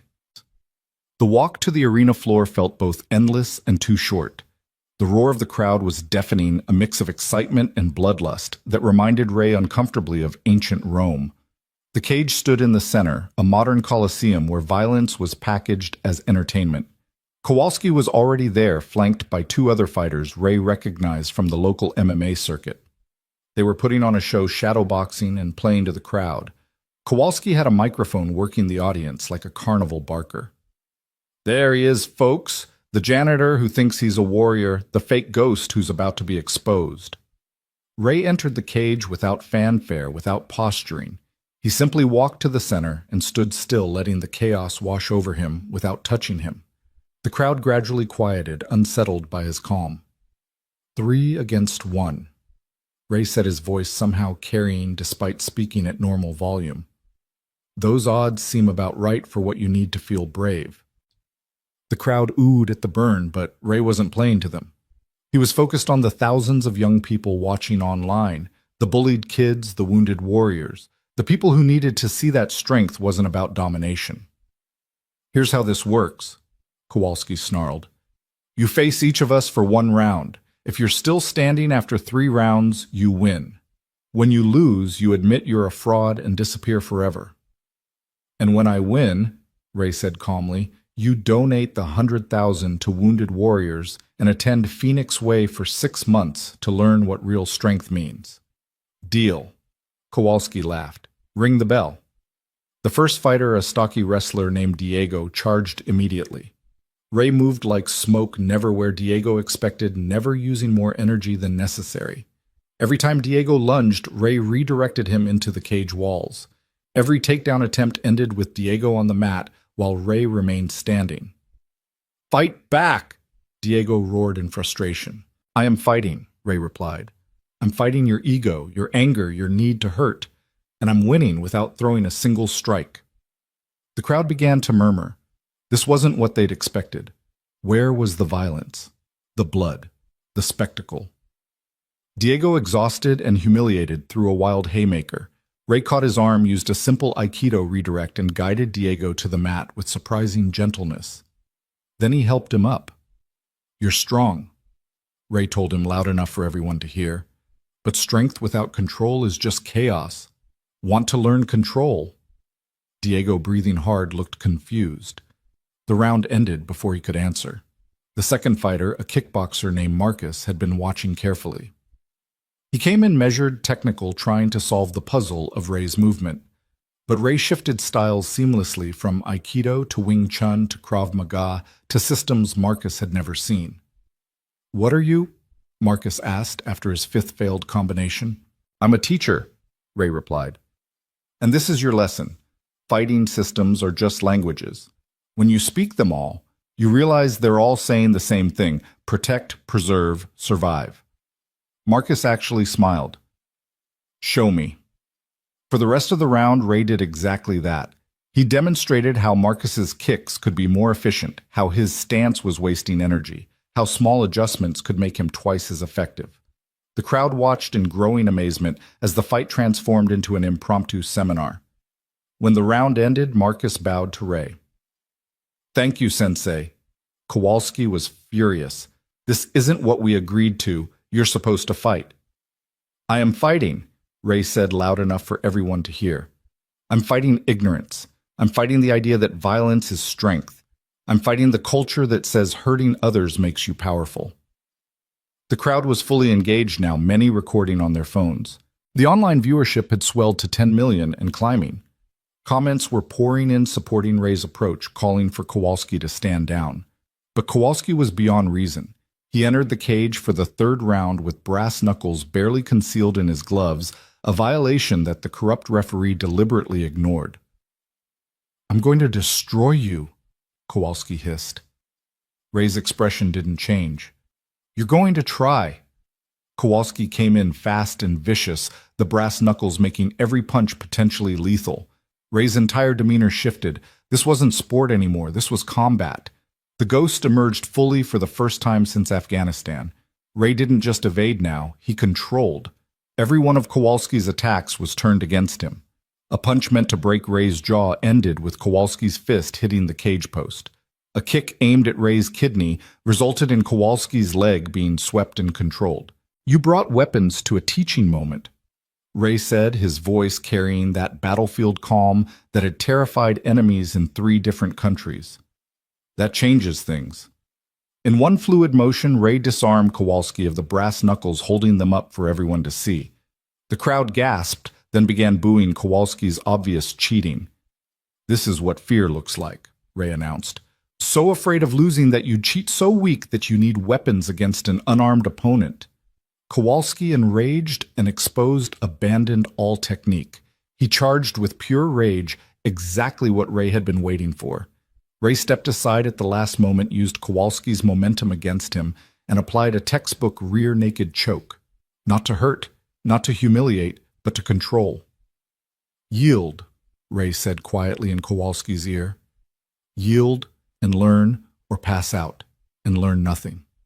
Kowalski struggled for 10 seconds before tapping out. Ray released him immediately, then did something that shocked everyone. He helped Kowalski to his feet and raised his hand. This man had the courage to face me, Ray announced. He made mistakes, let fear and anger control him, but he stood in this cage. That takes a certain kind of strength. Brad Kowalski, the offer stands. Come to Phoenix Way. Learn what real strength means. Not to hurt, but to heal. Not to destroy, but to build. Kowalski stared at Ray in confusion, his worldview shattered. You're raising my hand. I cheated. I tried to hurt you. And you failed, Ray said simply. But failure is just education in disguise. The question is, will you learn from it? The crowd was on its feet now, but not cheering for violence. They were witnessing something unprecedented, transformation in real-time philosophy and action strength redefined. But the night wasn't over. As Ray turned to leave the cage, the lights suddenly cut out. Emergency lighting kicked in a second later, casting everything in an eerie red glow.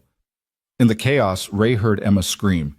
He moved faster than thought, vaulting the cage wall and sprinting toward where he'd last seen his daughter. The wounded warriors had formed a protective circle, but 3 men in masks were trying to break through. They hadn't counted on Crawford. Despite his injuries, Crawford had risen from his wheelchair and was fighting with the adapted techniques Ray had taught him. Using his crutches as weapons, his seated defensive positions, he was holding off an attacker twice his size. Ray arrived like a force of nature. The first attacker never saw him coming, a simple chokehold, and he was unconscious. The second tried to pull a knife but found his wrist broken before the blade cleared its sheath. The third, seeing his partners down, tried to run, but Tank clotheslined him into submission. Emma?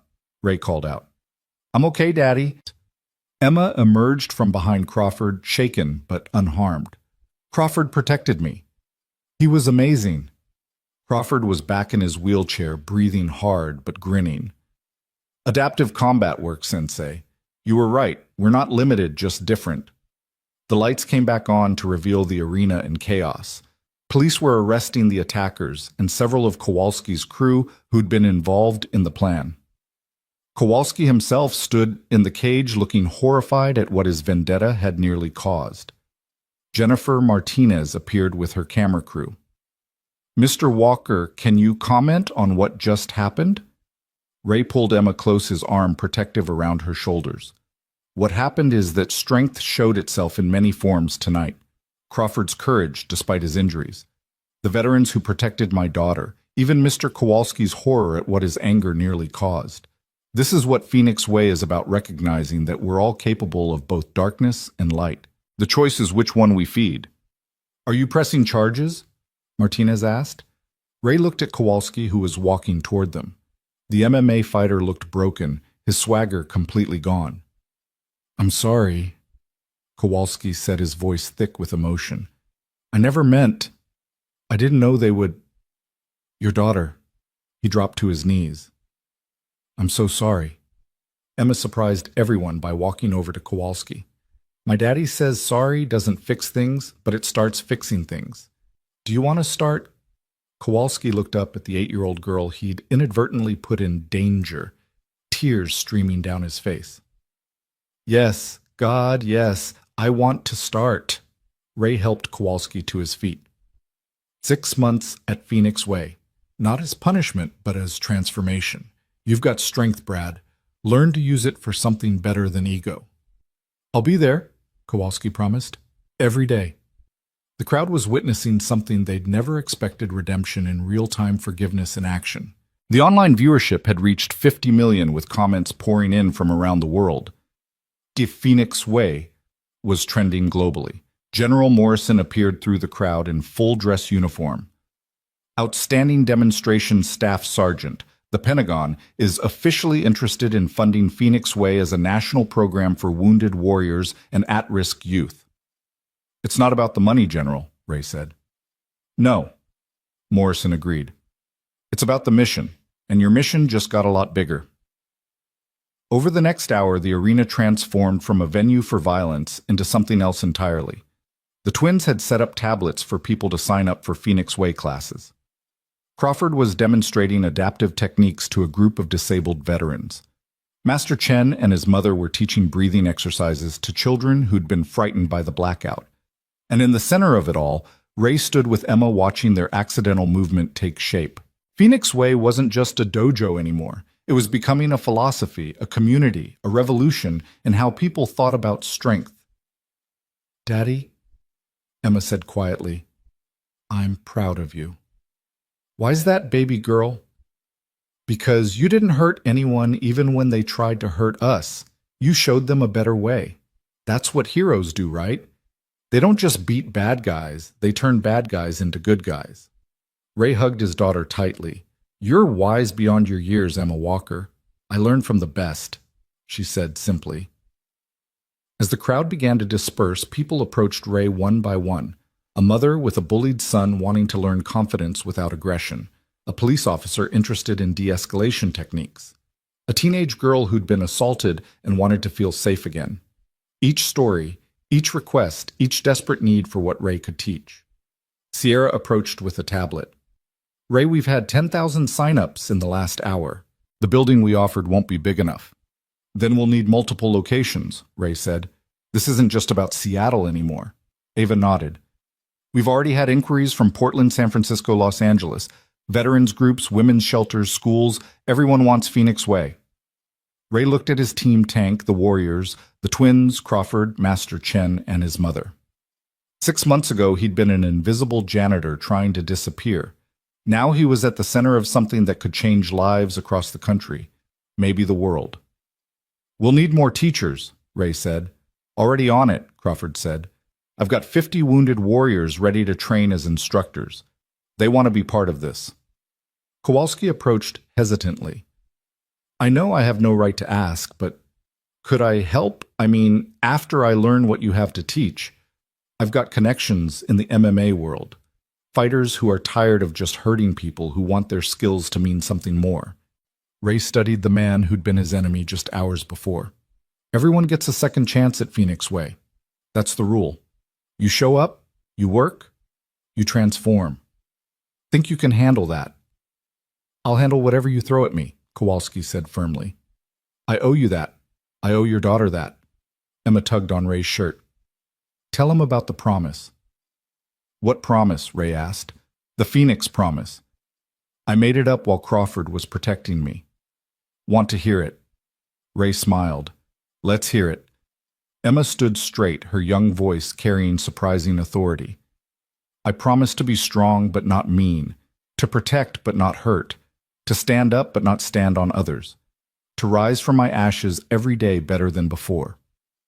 The group fell silent, absorbing the simple wisdom of a child who'd seen too much but refused to become bitter. The Phoenix promise, Ray repeated.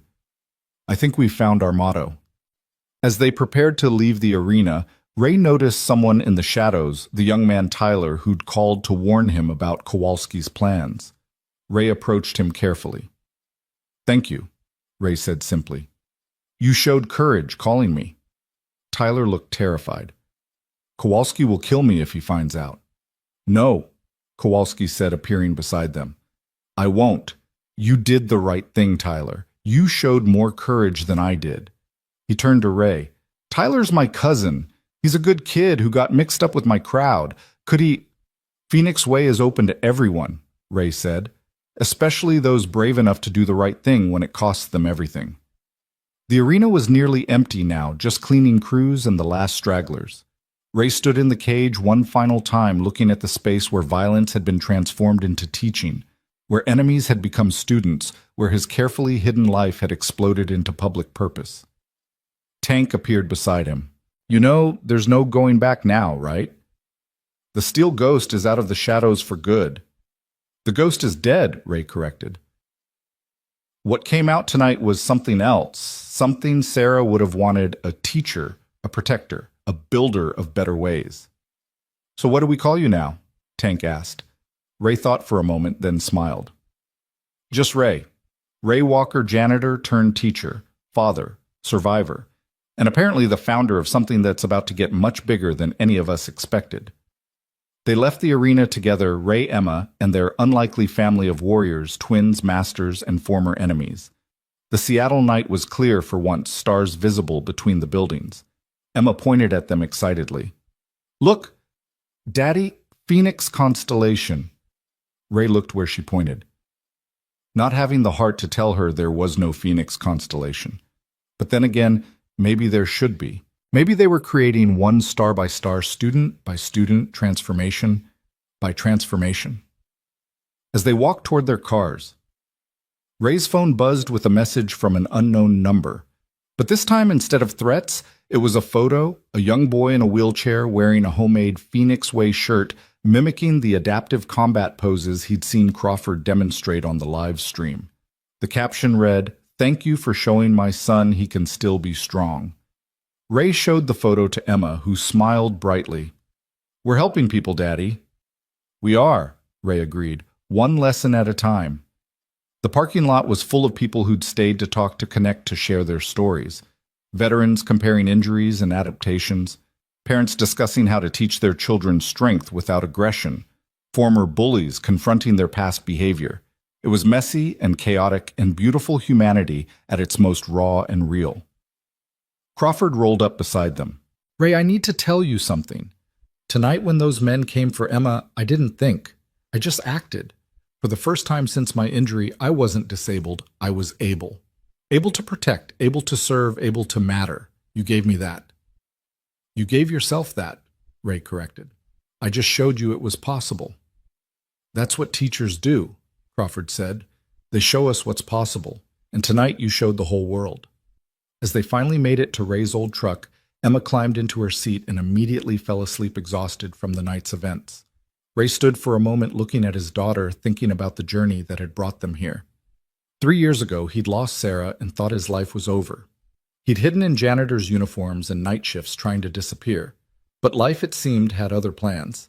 The very skills he'd tried to bury had become the foundation for something transformative. The violence he'd tried to leave behind had been alchemized into teaching protection service. Sierra and Ava approached one last time. "Ray, we've been talking. We want to fund Phoenix Way nationally, but more than that, we want to document it, create training materials, build an online platform so people anywhere can learn." "The message needs to spread," Ava added. "What happened tonight, it could change how people think about conflict, about strength, about everything." Ray looked at the twins, barely recognizable as the bullies who'd tormented him just days ago. "You've come a long way in a very short time." "We had a good teacher," Sierra said, "and we're just getting started." As Ray drove home through the Seattle streets, Emma sleeping peacefully beside him, he thought about transformation. Not just his own, but everyone's. Kowalski choosing redemption over revenge. The twins choosing service over selfishness. Crawford choosing capability over disability. Even little Emma choosing forgiveness over fear.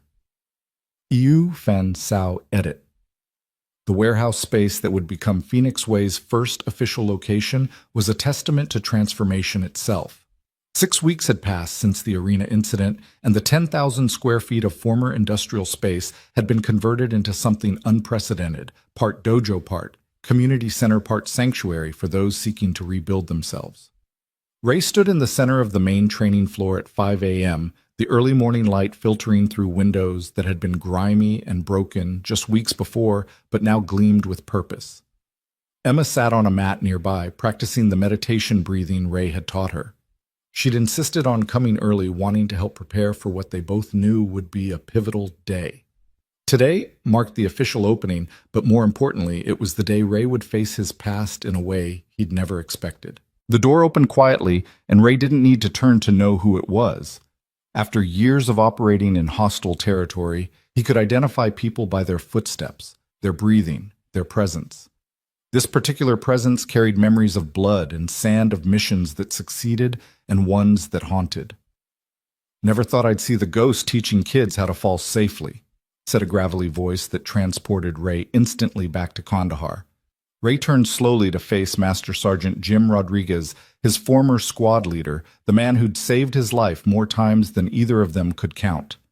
Rodriguez looked older, grayer, but still carried himself like a weapon temporarily set to safety.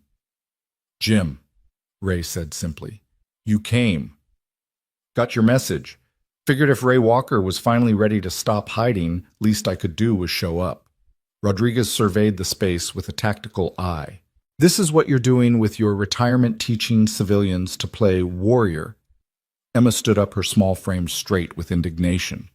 "My daddy doesn't teach people to play anything. He teaches them to be strong the right way." Rodriguez's weathered face cracked into a smile. "You must be Emma. Your dad talked about you nonstop in his letters. Sarah's girl through and through, fierce and protective." At the mention of her mother, Emma's defensiveness melted slightly. "You knew my mom. Met her once at your dad's medal ceremony. She was the only person I ever saw who could make the Steel Ghost nervous." Rodriguez turned back to Ray. "She'd be proud of this, you know. What you're building." "I hope so," Ray said quietly. "Jim, why are you really here?" Rodriguez pulled out his phone, showing Ray a news article. "This is why. 17 veteran suicides last week alone.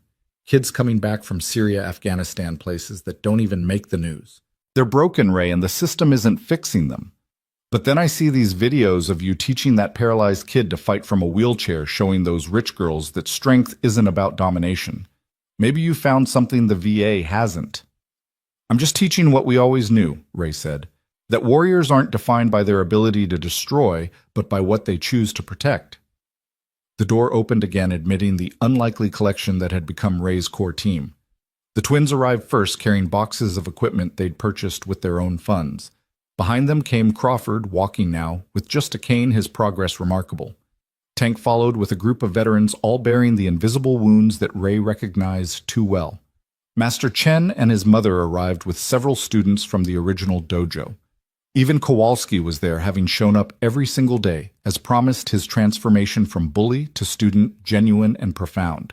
"All right, everyone," Ray called out. "Before we open to the public, we need to talk about what Phoenix Way really is." They gathered in a circle, sitting on the mats in a formation that felt both military and monastic. Emma naturally took her place beside Ray, having earned her position through dedication rather than nepotism. "6 weeks ago," Ray began, "we were strangers, some of us enemies. Now we're about to launch something that could change lives across the country. But I need you all to understand Phoenix Way isn't just about martial arts. It's about resurrection, rising from whatever ashes life has left you in." Sierra raised her hand, a habit from the intensive training she and Ava had undergone. "Ray, there's something we need to tell you. The video from the arena has been viewed over 200 million times globally. We're getting inquiries from military bases, police departments, schools, hospitals. Everyone wants to implement Phoenix Way programs." "That's the problem," Ray said. "This can't be mass-produced. Each person's resurrection is unique. We're not creating a franchise. We're creating a philosophy." "Then how do we spread it?" Crawford asked. "There are thousands of wounded warriors who need this, millions of bullied kids, countless people who've been broken by life." Ray stood moving to a wall where he'd hung a single photograph, his squad in Afghanistan, including 3 men who hadn't made it home. "We spread it the way everything meaningful spreads. One person at a time, each one teaching another. Not scaling up, but growing deep." Rodriguez stood as well, his presence commanding attention. "Ray's right. I've seen what happens when you try to mass-produce warrior training. You get soldiers, not warriors. Fighters, not protectors. The difference matters." "Who are you?" Kowalski asked, recognizing the authority in Rodriguez's bearing. Someone who's seen the ghost in action when it mattered, Rodriguez replied. Someone who knows that what Ray's teaching isn't technique, it's transformation. The morning progressed with intense preparation. They ran through demonstration sequences, prepared welcome materials, set up stations for different types of training. Emma helped everywhere, her small hands arranging water bottles, straightening mats, making sure everything was perfect. At 8 a.m., they opened the doors to find a line of people stretching around the block. There were veterans in wheelchairs, mothers with anxious children, teenagers with the hollow eyes of the perpetually bullied elderly people seeking strength in their twilight years. But at the front of the line stood someone Ray hadn't expected, General Patricia Morrison, now in civilian clothes, accompanied by a young woman Ray didn't recognize.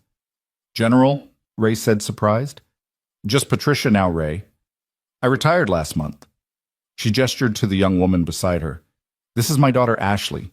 She was assaulted 6 months ago. She's tried everything. Therapy, medication, traditional self-defense.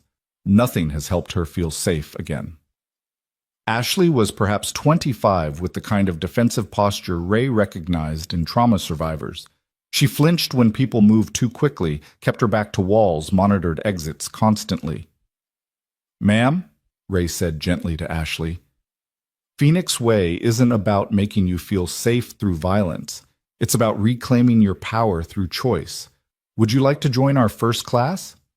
Ashley nodded minutely, and Patricia's composed facade cracked slightly with maternal desperation. "Help her, Ray, please." The first class was intentionally small, 20 people each with their own story of breaking and seeking rebuilding. Ray started not with physical techniques, but with philosophy, with breathing, with the simple act of standing with intention rather than fear. "Everyone here has been knocked down," Ray said, addressing the group. "Some physically, some emotionally, some spiritually. Phoenix Way isn't about never falling again. It's about choosing how we rise." He demonstrated basic falls, showing how accepting the fall with grace prevented injury. Crawford assisted, demonstrating adaptive techniques from his wheelchair and then with his cane. The twins worked with the children, their former arrogance replaced with patient encouragement.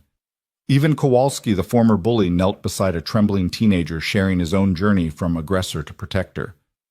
Ashley Morrison stood rigid in the back, watching but not participating. Ray didn't push, didn't single her out. Instead, he let Emma approach her. "Hi," Emma said simply.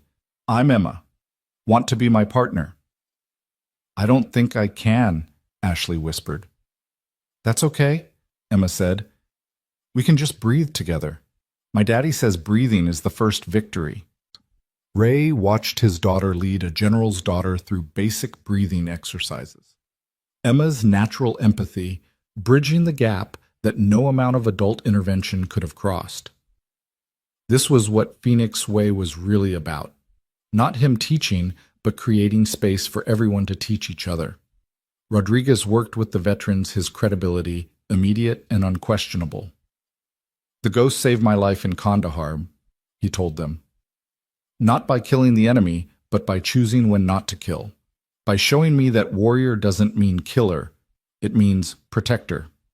One veteran missing his left arm struggled with balance during the exercises. Rodriguez partnered with him, adapting everything in real time.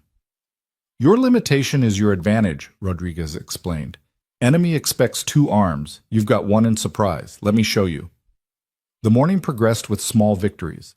The bullied teenager threw his first proper punch not with anger but with control.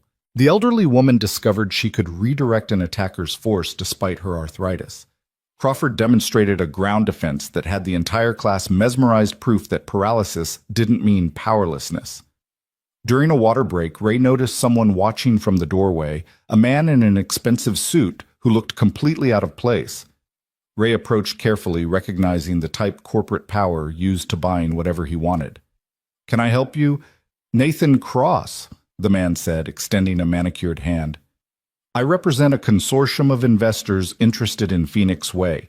We'd like to buy the concept, turn it into a national chain. We're talking 50 locations in the first year, hundreds within 5. "Not interested," Ray said immediately. "You haven't heard the offer. 20 million upfront royalties on every location, you'd be set for life. Your daughter would never want for anything. Ray felt Emma appear beside him, her hand slipping into his. My daughter already has everything she needs. She has purpose. Cross smirked. Purpose doesn't pay bills. Actually, it does. Sierra interrupted, appearing with a tablet. Phoenix Way is already financially sustainable through donations, grants, and voluntary payments from those who can afford it. We don't need your money. Everything's for sale, Cross insisted. Name your price. It was Kowalski who answered, surprising everyone. 6 weeks ago, I would have agreed with you. Everything had a price, but some things, Mr. Cross, can't be bought. They have to be earned. He stood beside Ray. I tried to destroy this man out of ego and anger. He responded by teaching me to be better. You can't franchise that. You can't mass-produce redemption. Cross looked around at the United Front former enemies standing together, wounded warriors training beside CEOs, children teaching adults about courage. You're all fools. You could be rich. Oh, we already are, Emma said with 8-year-old clarity. We're rich in family. Cross left, shaking his head at their perceived stupidity. But his visit had crystallized something for Ray. Phoenix Way would face pressure to commercialize, to compromise, to become something less than pure. They needed protection, not legal, but philosophical. Gather everyone, Ray told his team. Once the full group was assembled, Ray stood in the center. Phoenix Way needs a code, not rules, but principles. Emma, tell everyone your promise. Emma stood, her voice clear and strong. I promise to be strong but not mean, to protect but not hurt, to stand up but not stand on others, to rise from my ashes every day better than before.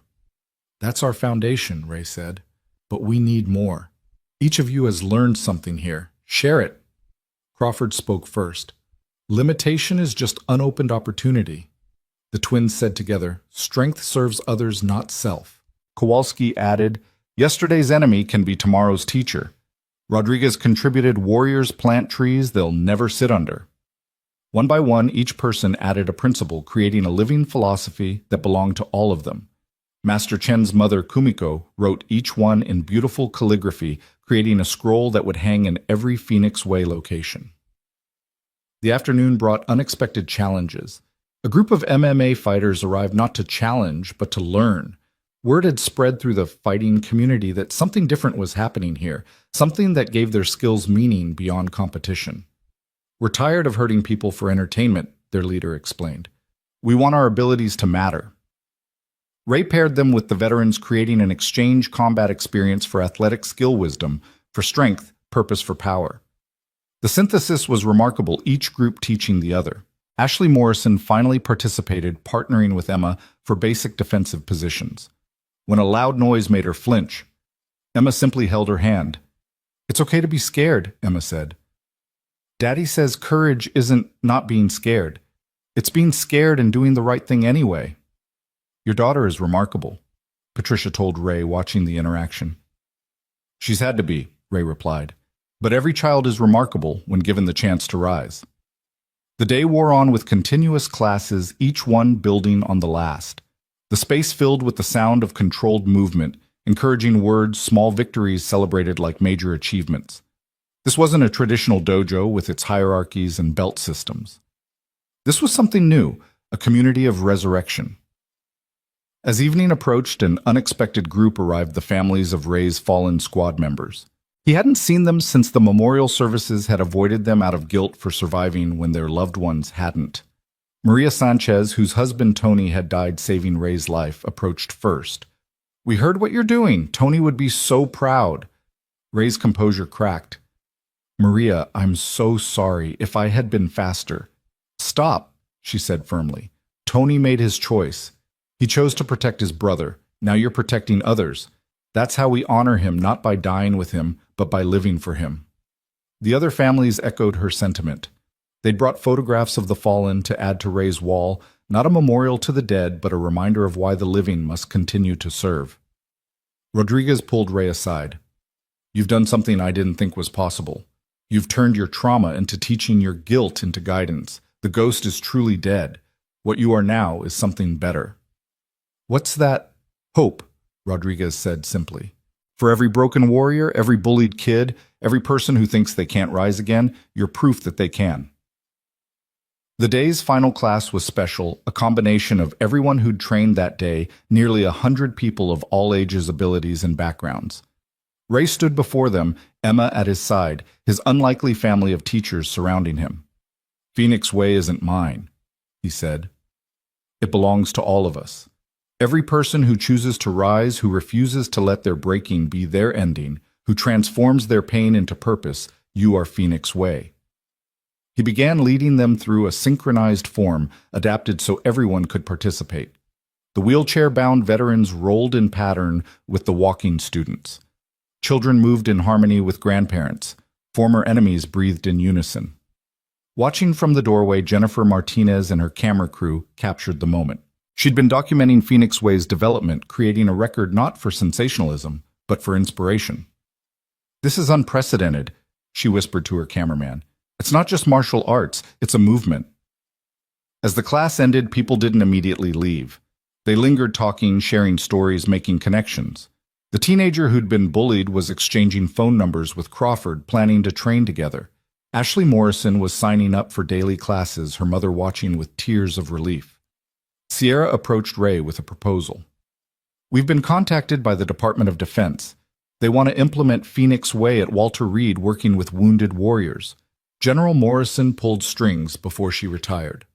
"We'd need more instructors," Ray said. "Already handled," Tank interjected. "I've got 30 veterans ready to train as teachers. Rodriguez has another 20. Crawford's been developing an entire adaptive combat curriculum." Ray looked around at what they'd built in just 6 weeks. From a viral video of a janitor defending his dignity to a philosophy that could transform lives nationwide. But more than that, from a broken widower hiding from the world to a teacher surrounded by family he'd never expected. Emma tugged on his shirt. "Daddy, look." She pointed to the wall where the photographs hung his fallen brother's Sarah's picture, newly added images of every person who'd found resurrection at Phoenix Way. But Emma wasn't pointing at the pictures. She was pointing at the shadows they cast in the setting sun, shadows that looked remarkably like wings. "Phoenix wings," she said softly. "We all have them. We just have to choose to spread them." Kowalski approached his transformation complete. "Ray, I need to tell you something. The men who tried to grab Emma at the arena, they were my cousins, acting on my anger. I've convinced them to turn themselves in to take responsibility." "That took courage," Ray said. "You taught me that courage isn't about being tough," Kowalski replied. "It's about being honest, especially when honesty costs everything." As the sun set on Phoenix Way's first official day, Ray stood in the center of the empty training floor, Emma asleep in his arms, exhausted from helping everyone she could reach.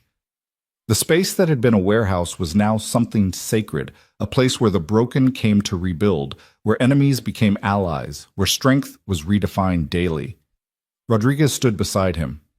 "You know, this is just the beginning, right? What you've started here, it's going to spread, whether you franchise it or not. People will carry it with them, teach it to others, adapt it to their needs." "That's the point," Ray said. "Phoenix Way isn't a business or even a school. It's an idea that everyone deserves resurrection, that strength should protect rather than dominate, that our breaks don't define us, but our rising does." "Sarah would be so proud," Rodriguez said softly. Ray looked at his daughter's sleeping face, so much like her mother's. "She saw this before I did. She knew I was meant to teach to build rather than break. It just took me getting broken myself to understand." The twins approached with news. "Ray, the video from today has already gone viral. #Phoenix Rising is trending worldwide. We're getting messages from people in 40 countries wanting to start Phoenix Way programs." "Then we teach teachers," Ray decided. "Not mass production, but careful cultivation. Each teacher must embody the philosophy, not just the techniques." Master Chen and his mother joined them. "My contacts in Japan want to send students here," Chen said. "They see Phoenix Way as the evolution of traditional martial arts, keeping the wisdom while adapting to modern needs." Kumiko added, "The old ways were about victory through superior force. Your way is about victory through superior wisdom. This is what the world needs now." As everyone finally departed, Ray remained with Emma, standing in their creation. The janitor who'd mopped these floors in shame now stood as a teacher, a leader, a symbol of resurrection. But more importantly, he stood as a father who'd shown his daughter that strength wasn't about never falling, it was about how you chose to rise. Emma stirred in his arms. Daddy. Yeah, baby girl. Are we heroes now? Ray considered the question. No, sweetheart. Heroes are perfect, untouchable above everyone else. We're something better. What's that? We're human. Broken and rebuilt, fallen and risen. We're proof that anyone can transform, that everyone deserves redemption, that strength isn't about being unbeatable, it's about being unbreakable in spirit, even when your body or heart breaks. Emma smiled sleepily. I like that better than heroes. As they prepared to leave, Ray took one last look around Phoenix Way. Tomorrow would bring new challenges, new students, new opportunities to teach and learn. The movement would grow, spread, evolve. There would be resistance from those who profited from the old definitions of strength. There would be failures, setbacks, moments of doubt. But there would also be transformations. Veterans finding purpose beyond war. Children learning to stand tall without standing on others. Bullies becoming protectors. Victims becoming victors. Each person who walked through these doors would carry the possibility of resurrection. Ray's phone buzzed with a message from an unknown number. He expected another threat, another challenge. Instead, it was a photo from Afghanistan children playing in a schoolyard he'd helped protect with a message in broken English. We remember the ghost who protected us. We teach our children his way strength that protects, never destroys. He showed the message to Emma, who was now fully awake. You saved those kids. We saved them, Ray corrected. My squad, the interpreters, everyone who chose protection over destruction. That's what warriors do. They make the world safer for those who can't protect themselves. And now you're teaching others to be warriors.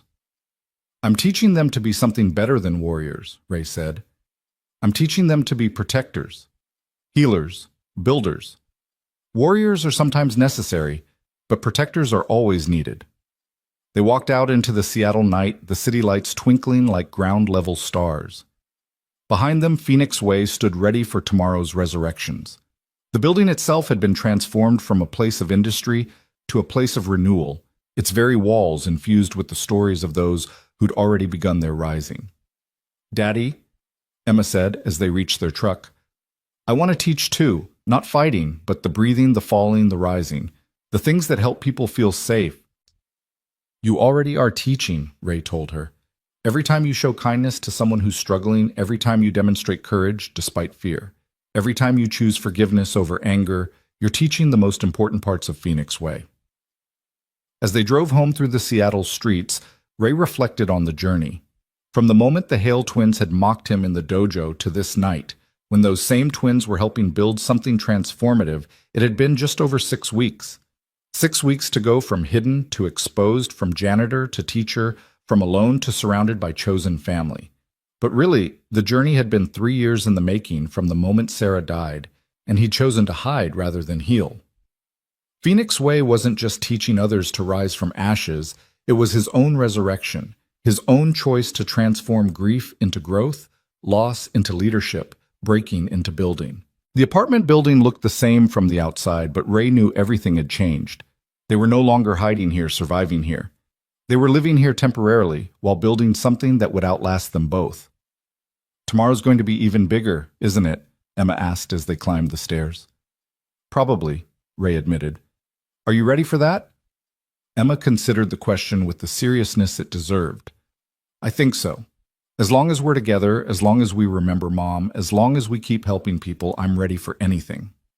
Ray unlocked their door, entering the small apartment that had been their refuge and was now just their launching pad.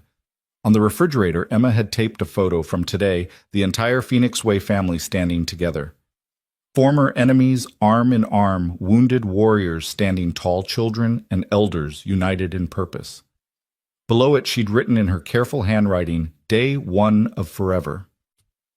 Ray smiled at his daughter's optimism, but also recognized its truth. Phoenix Way wasn't a temporary program or a trending movement.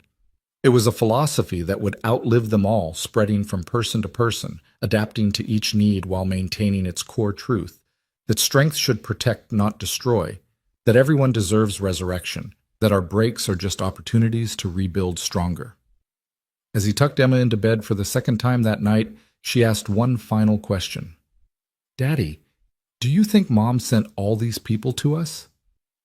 The twins Crawford. Everyone. Ray kissed her forehead. I think Mom would say we sent ourselves to each other, that when people are ready to rise, they find their phoenixes. Are you my phoenix, Daddy? No, baby girl, you're mine.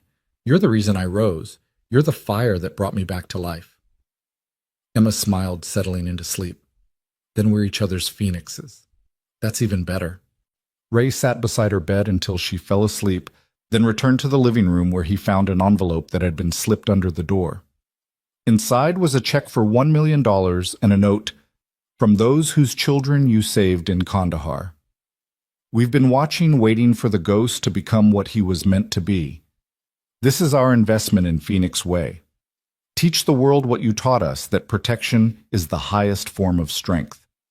The grateful parents." Ray stared at the check. Understanding that Phoenix Way had already grown beyond his control, beyond his comprehension. It belonged to everyone who'd been broken and chose to rise, everyone who'd been weak and chose to become strong the right way, everyone who understood that true power came from lifting others up, not knocking them down. Tomorrow would bring new challenges, new students, new opportunities to spread the Phoenix philosophy. The warehouse would fill again with seekers and students with the broken seeking rebuilding. And Ray would be there not as the steel ghost or even as a hero, but as something more important, a teacher, a father, a man who'd learned that the greatest strength was admitting your weakness and choosing to rise anyway. The night settled over Seattle, and in a small apartment in a rundown building, a father and daughter slept peacefully, surrounded by the invisible wings of all the phoenixes they'd helped rise. Tomorrow there would be more, and the day after that even more. The resurrection had begun, and there was no stopping it now.